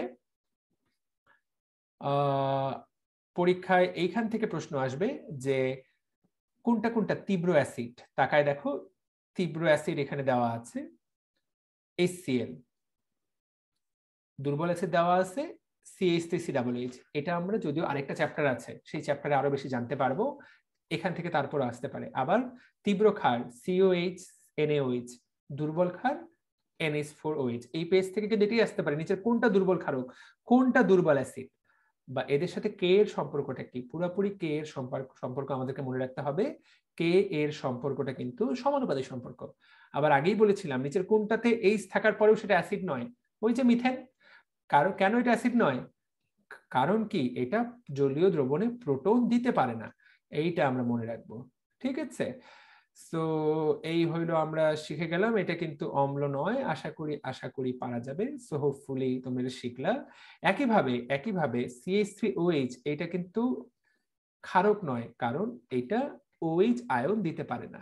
সো অপশনে কিন্তু এটি থাকবে, নিচের কোনটিতে OH থাকার পরেও সেটা ক্ষারক নয়। জিনিসটা কি পারা যাবে? বুঝতে পেরেছো? জি ভাইয়া। এগুলো হলো অ্যালকোহল। অ্যালকোহল গুলো কিন্তু মনে রাখবা যে অ্যালকোহল গুলো কিন্তু মোটেই ক্ষারধর্মী না, অম্লধর্মীও না। অ্যালকোহল হলো নিরপেক্ষ, যদিও ফেনল একটা অম্লধর্মী, কিন্তু বাকি অ্যালকোহল গুলো হলো নিরপেক্ষ। সো এখান থেকে আশা করি শিখে গেল। এটা একটা তত্ত্ব ছিল, এই তত্ত্বটা ছিল আরহেনিয়াস, সে তত্ত্ব দিয়েছে হাইড্রোজেন এবং হাইড্রোক্সিল সব হ দিয়ে। এইবার ব্রোনস্টেড লাউরির তত্ত্ব। ব্রোনস্টেড লাউরি চলে গেল জাস্ট প্রোটনে, প্রোটন দান প্রোটন গ্রহণ। ব্রোনস্টেড লাউরি সে চলে গেল প্রোটনে। সো ব্রোনস্টেড, আমি এটা মনে রাখতাম এইভাবে, আমার খুব প্যাচ লাগতো, ব্রো দিয়ে শুরু হয়েছে, প্রোটনেও এরকম রফলা আছে, ব্রোনস্টেড। সো প্রোটন দান করে সে হলো অম্ল, আর ক্ষারক হলো প্রোটন গ্রহণ করে। সো দাতা হলো প্রোটন, অম্ল হলো প্রোটন দাতা, ক্ষারক হলো প্রোটন গ্রহীতা। পরীক্ষার জন্য এইটাই গুরুত্বপূর্ণ। সো মনে রাখবো যে এই ব্রোনস্টেড লাউরি কিন্তু অ্যামোনিয়াকে সে কিন্তু ক্ষারক বানিয়ে দিয়েছে, কিন্তু আরহেনিয়াস কিন্তু অ্যামোনিয়াকে ক্ষারক বানাতে পারে নাই। সো পরীক্ষা এভাবে প্রশ্ন আসতে পারে, নিচের কোনটা ব্রোনস্টেড লাউরির তত্ত্ব অনুসারে ক্ষারক, আরহেনিয়াসের তত্ত্ব অনুসারে নয়? উত্তর হলো এই বিখ্যাত ভাই আমাদের অ্যামোনিয়া, কারণ সে কিন্তু প্রোটন গ্রহণ করতে পারে, সে কিন্তু প্রোটন গ্রহণ করে কি হয়ে যেতে পারে, সে কিন্তু প্রোটন গ্রহণ করে এই দেখো অ্যামোনিয়াম আয়ন হয়ে যেতে পারে, সে তখন কিন্তু ক্ষারক হিসেবে আচরণ করে, তাই না? আর HCl এই কিন্তু প্রোটনটা দান করতে পারলো, সে কিন্তু ক্লোরাইড আয়নে পরিণত হলো। সো এই যে প্রোটন দান এবং গ্রহণ, এই জিনিসটাকেই কিন্তু বলা হয় ব্রোনস্টেড-লাউরি তত্ত্ব। পরীক্ষা এভাবে আসতে পারে, কোনটাকে বলা হয় প্রোটনীয় তত্ত্ব। তো আমি আগেই দেখা দিয়েছি রফলা তত্ত্ব, প্রোটনীয় তত্ত্ব হলো ব্রোনস্টেড-লাউরি তত্ত্ব। যারা ক্লাস করছো আশা করি জিনিসটা বুঝতে পেরেছো, তাই তো? ওকে, শুক্লা চিন্তাপত্র ও আছে এখনো, ও আরিফা আপুর ক্লাসে একটু গিয়েছিল, ওকে ফাইন। সুন্দর যে তুমি আবার ফিরে এসেছো, খুব ভালো লাগলো। এবং তোমরা যে বিভিন্ন জায়গায় ঘুরে ঘুরে মৌমাছির মতো ক্লাস করে, ব্যাপারটা খুব ভালো লাগে, এই জিনিসটা আমি মিস করি, কারণ তোমাদের মতো বয়সে আমি নাই। তবে ওই সময় থাকলে আমি আসলে কি করতাম, আমি আসলে নিশ্চিত না, মানে এত এত ক্লাস চারিদিকে, কোন ক্লাস করবো কোন ক্লাস করবো না, মাঝে মাঝে আমি তো কনফিউজ হয়ে যাই। তোমরা আসলে এত কিছুর মধ্যে কিভাবে সিদ্ধান্ত নাও, I just feel confuse. Okay, so Bronsted Lowry তত্ত্ব থেকে এইটুকুই পরীক্ষায় প্রশ্ন আসতে পারে, যেটা আমি পড়াইলাম। আরেকটা জিনিস প্রশ্ন আসতে পারে, এবং সেটা খুব সিম্পল একটা বিষয়, সেই জিনিসটাকে বলা হয় অনুবন্ধী অম্ল ক্ষারক। ব্যাপারটা আসলে পানির মতো সহজ। এবং এই লাইনটায় পরীক্ষায় প্রশ্ন আসবে যে অনুবন্ধী অম্ল ক্ষারকের ধারণা কোথা থেকে পাওয়া যায়, ব্রোনস্টেড-লাউরি তত্ত্ব থেকে। এই জিনিসটা পড়াইতে সময় লাগে 1 মিনিট। পৃথিবীর ইতিহাসে যতজনকে পড়াইছি আমি, সবাই এই জিনিসটা একবার পড়াইলেই বুঝতে পেরেছে কাকে বলে অনুবন্ধী অম্ল, কাকে বলে অনুবন্ধী ক্ষারক। পানির মতো সহজ একটা ঘটনা, খুব সহজ। অনুবন্ধী অম্ল কাকে বলে, অনুবন্ধী ক্ষারক কাকে বলে?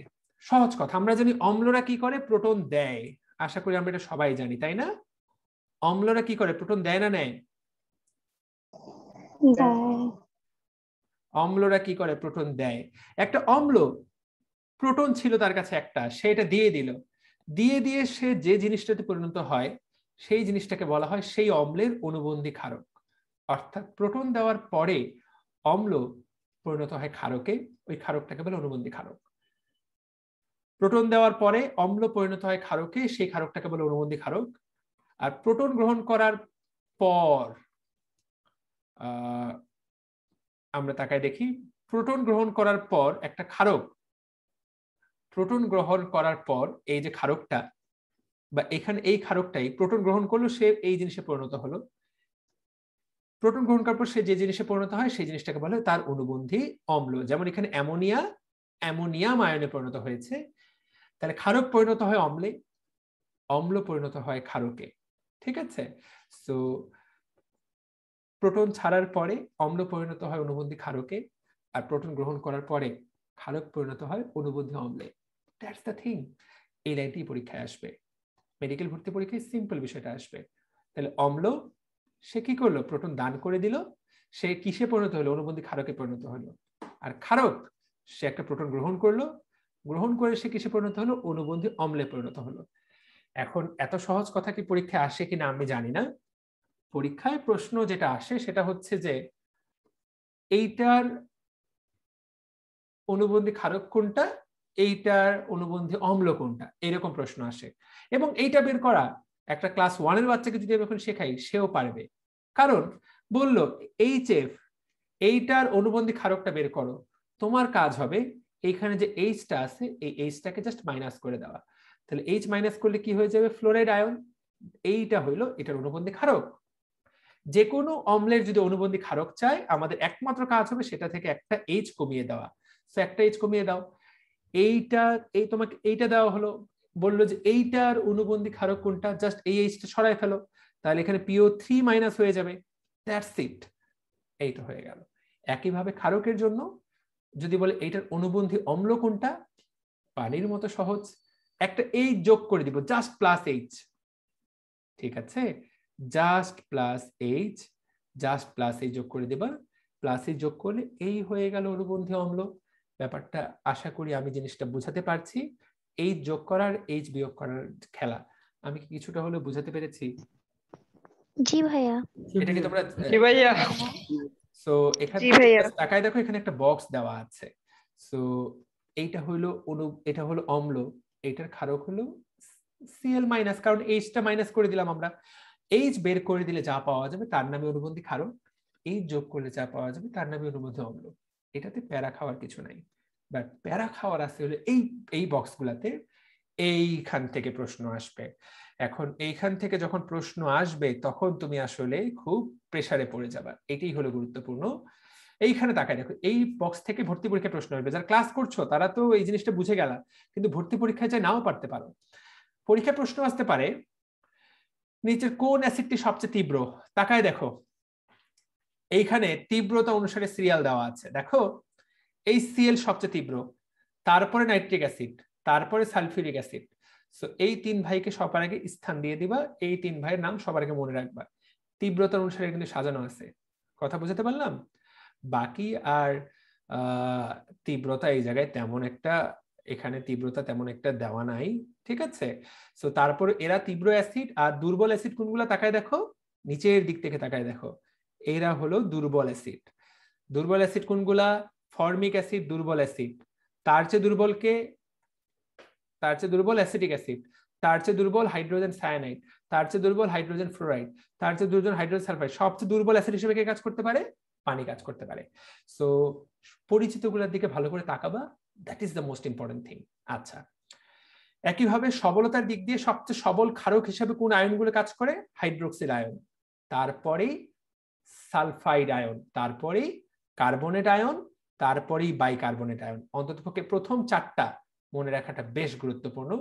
এবং একদম সবার শেষে আমাদের প্রিয় ছোট ভাই পানি, সবার শেষে তিনটা কষ্ট মনে রাখবো, ক্লোরেট, নাইট্রেট, ক্লোরাইড এবং পানি। এরা কিন্তু একদম মৃদু অম্ল। এখন আমরা সবাই দেখলাম যে কারা তীব্র কারা মৃদু। মনে রাখতে হবে এখানে একটা অসাধারণ লাইন দেওয়া আছে, তীব্র অম্ল যারা তাদের অনুবন্ধী ক্ষারক হয় দুর্বল, আর যারা দুর্বল তাদের অনুবন্ধী ক্ষারক হয় তীব্র, মানে ঠিক উল্টা। আর যারা তীব্র ক্ষারক তাদের অনুবন্ধী অম্ল হবে দুর্বল, আর যারা মৃদু ক্ষারক তাদের অ্যাসিডটা হবে, অনুবন্ধী অম্লটা হবে তীব্র। সো এইখানে যারা তীব্র ক্ষারক তাদের যে অনুবন্ধী অম্ল সেইটা হবে কিন্তু দুর্বল। এইখানে এটা এদেরটা হবে তীব্র, এরা দুর্বল অ্যাসিড, তীব্র ক্ষারক, তীব্র অ্যাসিড দুর্বল ক্ষারক। এখন পরীক্ষায় কি প্রশ্ন আসবে, তোমার কি আর অনুবন্ধীটা মুখস্থ করার দরকার আছে? তুমি যদি শুধু এইটা মনে রাখো যে এরা তীব্র অ্যাসিড, এরা তীব্র ক্ষারক, এরা দুর্বল অ্যাসিড, এরা দুর্বল ক্ষারক, অনুবন্ধী তো তোমার মনে রাখার দরকার নেই, কারণ তোমার এটা বলছে এটা একটা এখানে HNO3, তাই না? সো এইখানে HNO3 দেওয়া আছে, সো এটার সাথে তুমি একটা H লাগাই দিলা, তাহলে যে অ্যাসিডটা পাওয়া যাবে সেটা হবে তীব্র অ্যাসিড, নাইট্রিক অ্যাসিড। তাকায় দেখো এই যে নাইট্রিক অ্যাসিড, ঠিক আছে? সো তুমি কিন্তু আলটিমেটলি সেটা পেয়ে যাবা। সো আশা করি এই জিনিসটা ক্লিয়ারলি বুঝতে পেরেছি। জি ভাইয়া, মেয়েদের কণ্ঠে শুনতে ভালো লাগছে। মাহাদি যে কি ভালো লাগছে এটা আমি ঠিক জানি না। তুমি কমেন্ট করাতে আমার পেজে সাজেশন আসলো, তাই একটু দেখলাম আর কি। দেবাশিস প্রামাণিক, ওকে, আচ্ছা আচ্ছা, দেবাশিস প্রামাণিক বোধ হয় ওর স্যার হবে। ওকে, স্যারকে অনেক অনেক অনেক অনেক কি বলে, স্যারকে অনেক অনেক নিমন্ত্রণ জানাচ্ছি বা শুভ কামনা জানাচ্ছি বা শুভেচ্ছা জানাচ্ছি ডিএমসি রিমোর্সের ক্লাসে। Thank you. So hopefully this make sense. এখন পরীক্ষায় তো ছোট ছোট জিনিসগুলো আসে না, পরীক্ষায় আমি যা দাগাই দিলাম সেইটা আসে, না হলে এই জিনিসটা আসে। ওকে, না হলে পরীক্ষায় এই জিনিসটা আসবে যে তীব্রতা অনুসারে, তীব্রতা অনুসারে। সো তুমি এইটা তো আসলে অনুবন্ধী ক্ষারক তো পড়ার দরকার নেই, তুমি যদি অম্লটা মনে রাখো। সো মনে রাখবো যে দেখো তীব্রতা অনুসারে এইখানে শক্তিশালীর ঘটনাটা দেওয়া আছে। একটা জিনিস বলে রাখি, এখানে পুরোপুরি ক্রম কিন্তু 100% মেনটেন করা হয়নি, এখানে কিন্তু ক্রম মেনটেন করা হয়নি। যেমন এই তিনজনের মধ্যে ক্রম মেনটেন করা হয়নি, কিছুটা ক্রম মেনটেন করা হয়েছে, কিন্তু পুরোপুরি তীব্রতা সেভাবে মেনটেন করা হয়নি। এই জায়গায় তীব্রতা মেনটেন করা হয়েছে এই জায়গায়। তো পরীক্ষায় যদি প্রশ্ন আসে সবচেয়ে শক্তিশালী অ্যাসিড কোনটা, এইটা পারক্লোরিক অ্যাসিড। পারক্লোরিক অ্যাসিড সবচেয়ে শক্তিশালী অ্যাসিড, যত অ্যাসিড আছে তার মধ্যে সবচেয়ে শক্তিশালী। যদিও ব্যবহারিক ক্ষেত্রে দেখা যায় যে আমরা কিন্তু হাইড্রোজেন আয়োডাইনিক অ্যাসিড অত্যন্ত শক্তিশালী অ্যাসিড, এই তিনটেই সবচেয়ে শক্তিশালী অ্যাসিডের দরজা পায়। তারপরও পরীক্ষায় যদি আসে কোনটা উত্তর হবে, পারক্লোরিক। 100-তে 100, 100-তে 100 দাগাই দিবা, প্রচন্ড ইম্পর্টেন্ট। এখানে দেখায় দেখো সবচেয়ে শক্তিশালী পারক্লোরিক, সবচেয়ে শক্তিশালী, মানে এর চেয়ে শক্তিশালী আর কেউ নাই। তাহলে এর যেটা অনুবন্ধী ক্ষারক হবে এটা হবে সবচেয়ে দুর্বল। তাকায় দেখো এটা সবচেয়ে দুর্বল অনুবন্ধী ক্ষারক। হোপফুলি তোমরা সবাই জিনিসটা শিখলা। আর সবচেয়ে দুর্বলটার দিকে তাকায় দেখো, সবচেয়ে দুর্বল অ্যাসিড হলো পানি, সবচেয়ে দুর্বল অ্যাসিড এখানে তাকায় দেখো বাইকার্বনেট, সবচেয়ে দুর্বল অ্যাসিড এখানে দেখো সায়ানাইড, এইগুলো দেওয়া আছে। সো এইগুলোর চেয়ে গুরুত্বপূর্ণ পরীক্ষা সবসময় সবচেয়ে বেশি আসে যেটা, এইটা সবচেয়ে শক্তিশালী অ্যাসিড কোনটা।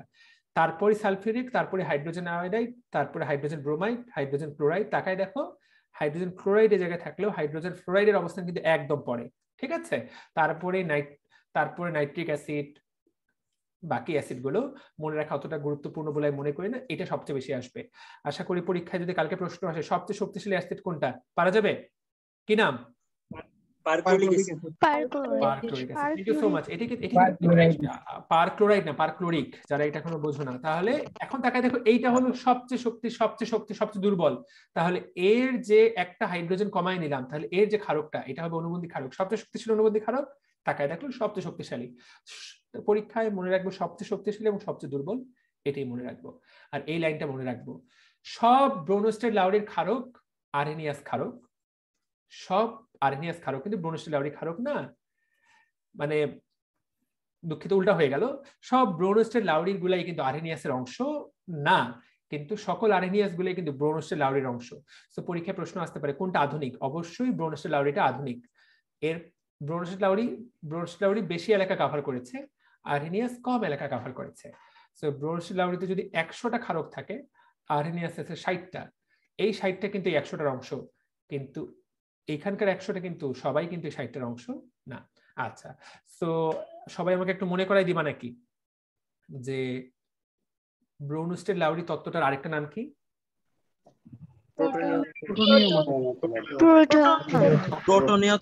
প্রোটনীয় তত্ত্ব। লাস্ট টপিক, এবার ইলেকট্রনীয় তত্ত্ব পড়বো আমরা। যারা বলছো যে কিভাবে পেইড গ্রুপে অ্যাড হবা, পেইড গ্রুপে অ্যাড হওয়ার জন্য আমাদের পেজে দেওয়া আছে, আমাদের পোস্ট করা আছে নাম্বার, সেই নাম্বারে টাকা পাঠালেই আমরা আমাদের গ্রুপে টাকা পাঠিয়ে আমাদের ফেসবুক পেজে যে নাম্বারটা দেওয়া আছে সেটাতে মেসেজ দিবা, মেসেজ দিলেই আমরা তোমাকে গ্রুপে অ্যাড করে নিব।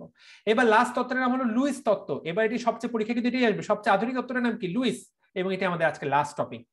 লুইস তত্ত্বের অপর নাম হলো মোটামুটি ইলেকট্রনীয় তত্ত্ব। ইনি কিন্তু প্রোটন থেকে সরে এসেছেন, ইনি দিন শেষে কিন্তু ইলেকট্রন নিয়ে কাজ শুরু করেছেন।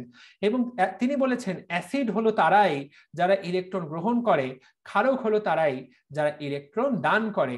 এখানে কিন্তু আমার বেশিরভাগ ছোট ভাইয়া বা আপু ভুল করে ফেলে, যারা কিন্তু এই জায়গাটা ভুল করে। তাকায় দেখো, প্রোটনীয় তত্ত্বে কিন্তু অ্যাসিড গুলা প্রোটন দান করত আর ক্ষারক গুলা গ্রহণ করত, কিন্তু ইলেকট্রনের বেলায় কিন্তু তাকায় দেখো অ্যাসিড গুলা কিন্তু ইলেকট্রন গ্রহণ করে, ক্ষারক গুলা কিন্তু দান করে। সো অনেকেই কিন্তু পরীক্ষা হলে গিয়ে এই জিনিসটায় প্যাচ খায়। যারা ক্লাসটা করলা মনে রাখবো, অ্যাসিড হলো ই দাতা এবং ক্ষারক হলো অ্যাসিড হলো ই গ্রহীতা, ক্ষারক হলো ই দাতা। সো প্রোটন এবং ইলেকট্রন কোনটা বলা হয়েছে সেইটা খেয়াল করবা। অ্যাসিড ইলেকট্রন কি করে? গ্রহণ করে। প্রোটন কি করে? দান করে। সো হোপফুলি তুমি যে কোনো একটা মনে রাখলেই বাকিটা মনে রাখতে পারবা, কারণ প্রোটন এবং ইলেকট্রন একে অপরের উল্টা। সো অ্যাসিড যদি প্রোটন দান করে তার মানে অবশ্যই সেই ইলেকট্রনকে গ্রহণ করতে বাধ্য হবে। হোপফুলি দিস মেক্স সেন্স, আশা করি মনে রাখতে পারবা। ওকে, সো ডান। এইখানে এইটা পরীক্ষায় আসবে, এটা কিন্তু অনেকেই পারে না। Carbon dioxide, sulphur dioxide, sulphur trioxide, boron trifluoride, এইগুলা হাইড্রোজেন পরমাণু নাই, এরা প্রোটন দান করে না, তারপরও তারা লুইস অ্যাসিড। পরীক্ষা কিন্তু আসবে নিচের কোনগুলা লুইস অ্যাসিড। যারা ক্লাস করছো এর মধ্যে 200 জন ক্লাস করে, 206 জন, এটা কিন্তু বেশিরভাগ বাচ্চা কাচ্চাই পারে না। এই যে দাগাই দিলাম, boron trifluoride, aluminium trichloride, ferric trichloride, copper ion, এদের নাম হলো লুইস অ্যাসিড। কারণ আরহেনিয়াস এর তত্ত্ব এদেরকে অ্যাসিড হিসেবে স্বীকারই করে না। এমনকি ব্রোনস্টেড লাউরির যে তত্ত্ব, সেই তত্ত্ব অনুসারে এরা অ্যাসিড না, কিন্তু বাস্তবে এরা আসলে অ্যাসিড, কারণ এদের সবারই ইলেকট্রন গ্রহণ করার ক্ষমতা আছে। সেই জন্য এদেরকে আমরা বলবো অ্যাসিড। যেমন কপার 2+, এ কয়টা ইলেকট্রন গ্রহণ করতে পারবে? 2টা। সেই জন্য আমরা কপার একে অ্যাসিড বলবো। এগুলাকে বলা হয় ক্যাটায়নিক লুইস অ্যাসিড। ওকে, এছাড়াও কিছুকে বলা হয় অধাতব লুইস অ্যাসিড। তাকায় দেখো কোনটা অধাতব লুইস অ্যাসিড। এখানে সালফার ডাইঅক্সাইড হলো একটা অধাতব লুইস অ্যাসিড। তুমি যদি তাকায় দেখো পরীক্ষা কিন্তু প্রশ্ন আসতে পারে যে কোনটা অধাতব লুইস অ্যাসিড। সালফার ডাইঅক্সাইড একটা অধাতব লুইস অ্যাসিড। আর সবচেয়ে ইম্পর্টেন্ট প্রোসোম লুইস অ্যাসিড। এই মুহূর্তে 213 জন ক্লাস করছো, যা পড়াচ্ছি এটা ভর্তি পরীক্ষায় আসবে। তাকায় দেখো নিচের কোনটা প্রোসোম লুইস অ্যাসিড। BF3, এইটাই পরীক্ষায় আসবে। ঠিক আছে, BF3 এইটা একটা প্রোসোম লুইস অ্যাসিড, এইটাই পরীক্ষায় কিন্তু আসবে। So so that's makes sense actually. সো BF3 এবং AlCl3 এগুলোকে বলা হয় প্রোসম লুইস অ্যাসিড। প্রোসম, এদের কিন্তু না পজিটিভ আছে না নেগেটিভ আছে, এটা একটা নিরপেক্ষ আয়ন, এই জন্য এদেরকে বলা হয় প্রোসম লুইস অ্যাসিড। সো BF3 এবং AL3 এদেরকে বলা হয় প্রোসম লুইস অ্যাসিড। আশা করি তুমি কষ্ট করে এই জিনিসটা মনে রাখতে পারবা। সো এখানে ক্যাটায়নিক লুইস অ্যাসিড কোনটা? এটা হলো ক্যাটায়নিক লুইস অ্যাসিড, এটা হলো অধাতব লুইস অ্যাসিড। সো কোনগুলা লুইস অ্যাসিড আশা করি আপনি একটু হলেও শিখতে পেরেছেন। এবং এই যে AlCl3 যেটাকে লিখে দিলাম সেটাই কিন্তু লুইস অ্যাসিড। এবং এই AlCl3 আমরা যখন আগামী মাসে জৈব যৌগ চ্যাপ্টারটা পড়বো সেখানে দেখা যাবে আমাদের যে ফিডেলক্রাফট বিক্রিয়া, সেই ফিডেলক্রাফট বিক্রিয়ায় এই AlCl3 কিন্তু ব্যবহৃত হয়। এবং এই AlCl3 ছাড়া কিন্তু ফিডেলক্রাফট বিক্রিয়া ঘটবে না।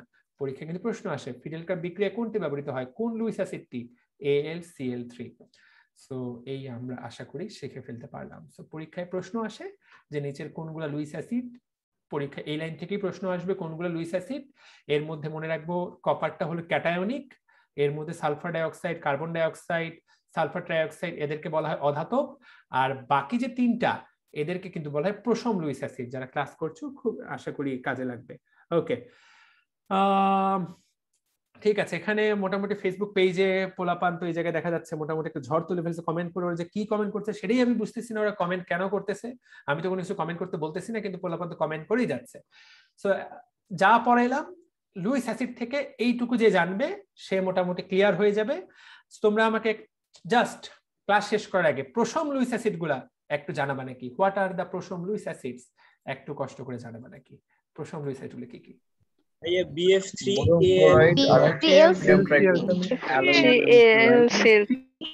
আমরা অবশ্যই এটাই মনে রাখবো, BF3 AlCl3, এবং আমরা কষ্ট করে হলেও এইটা মনে রাখার চেষ্টা করব। ঠিক আছে? সো আশা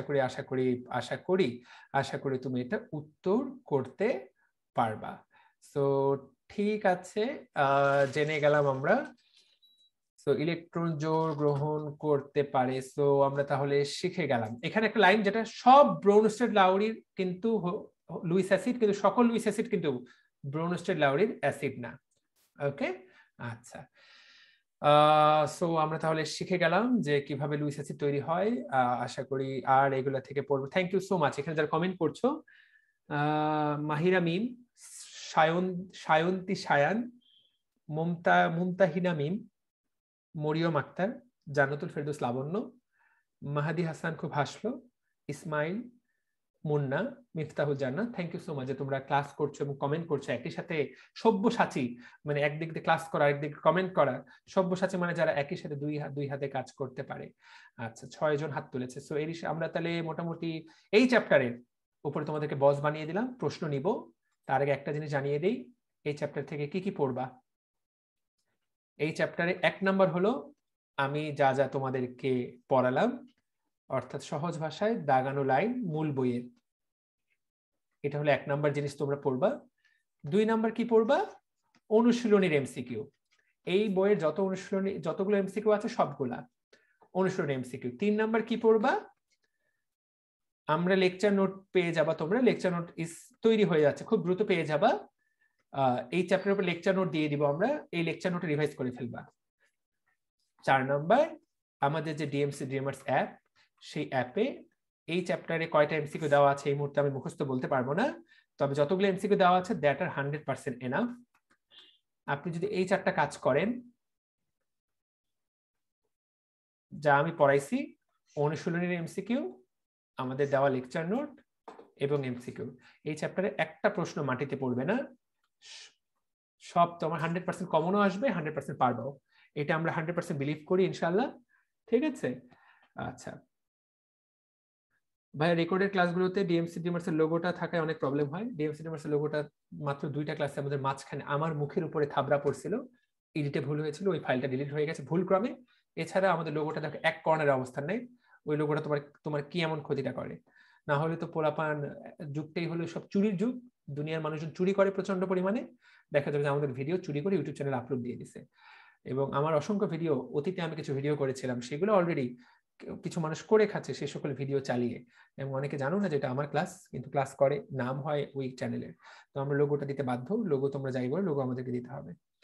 ঠিক আছে, সো হোপফুলি আমি যা পড়ালাম ইনশাআল্লাহ তোমাদের এই চ্যাপ্টারটা শেষ করে দিলাম, হোপফুলি কাজে লাগবে।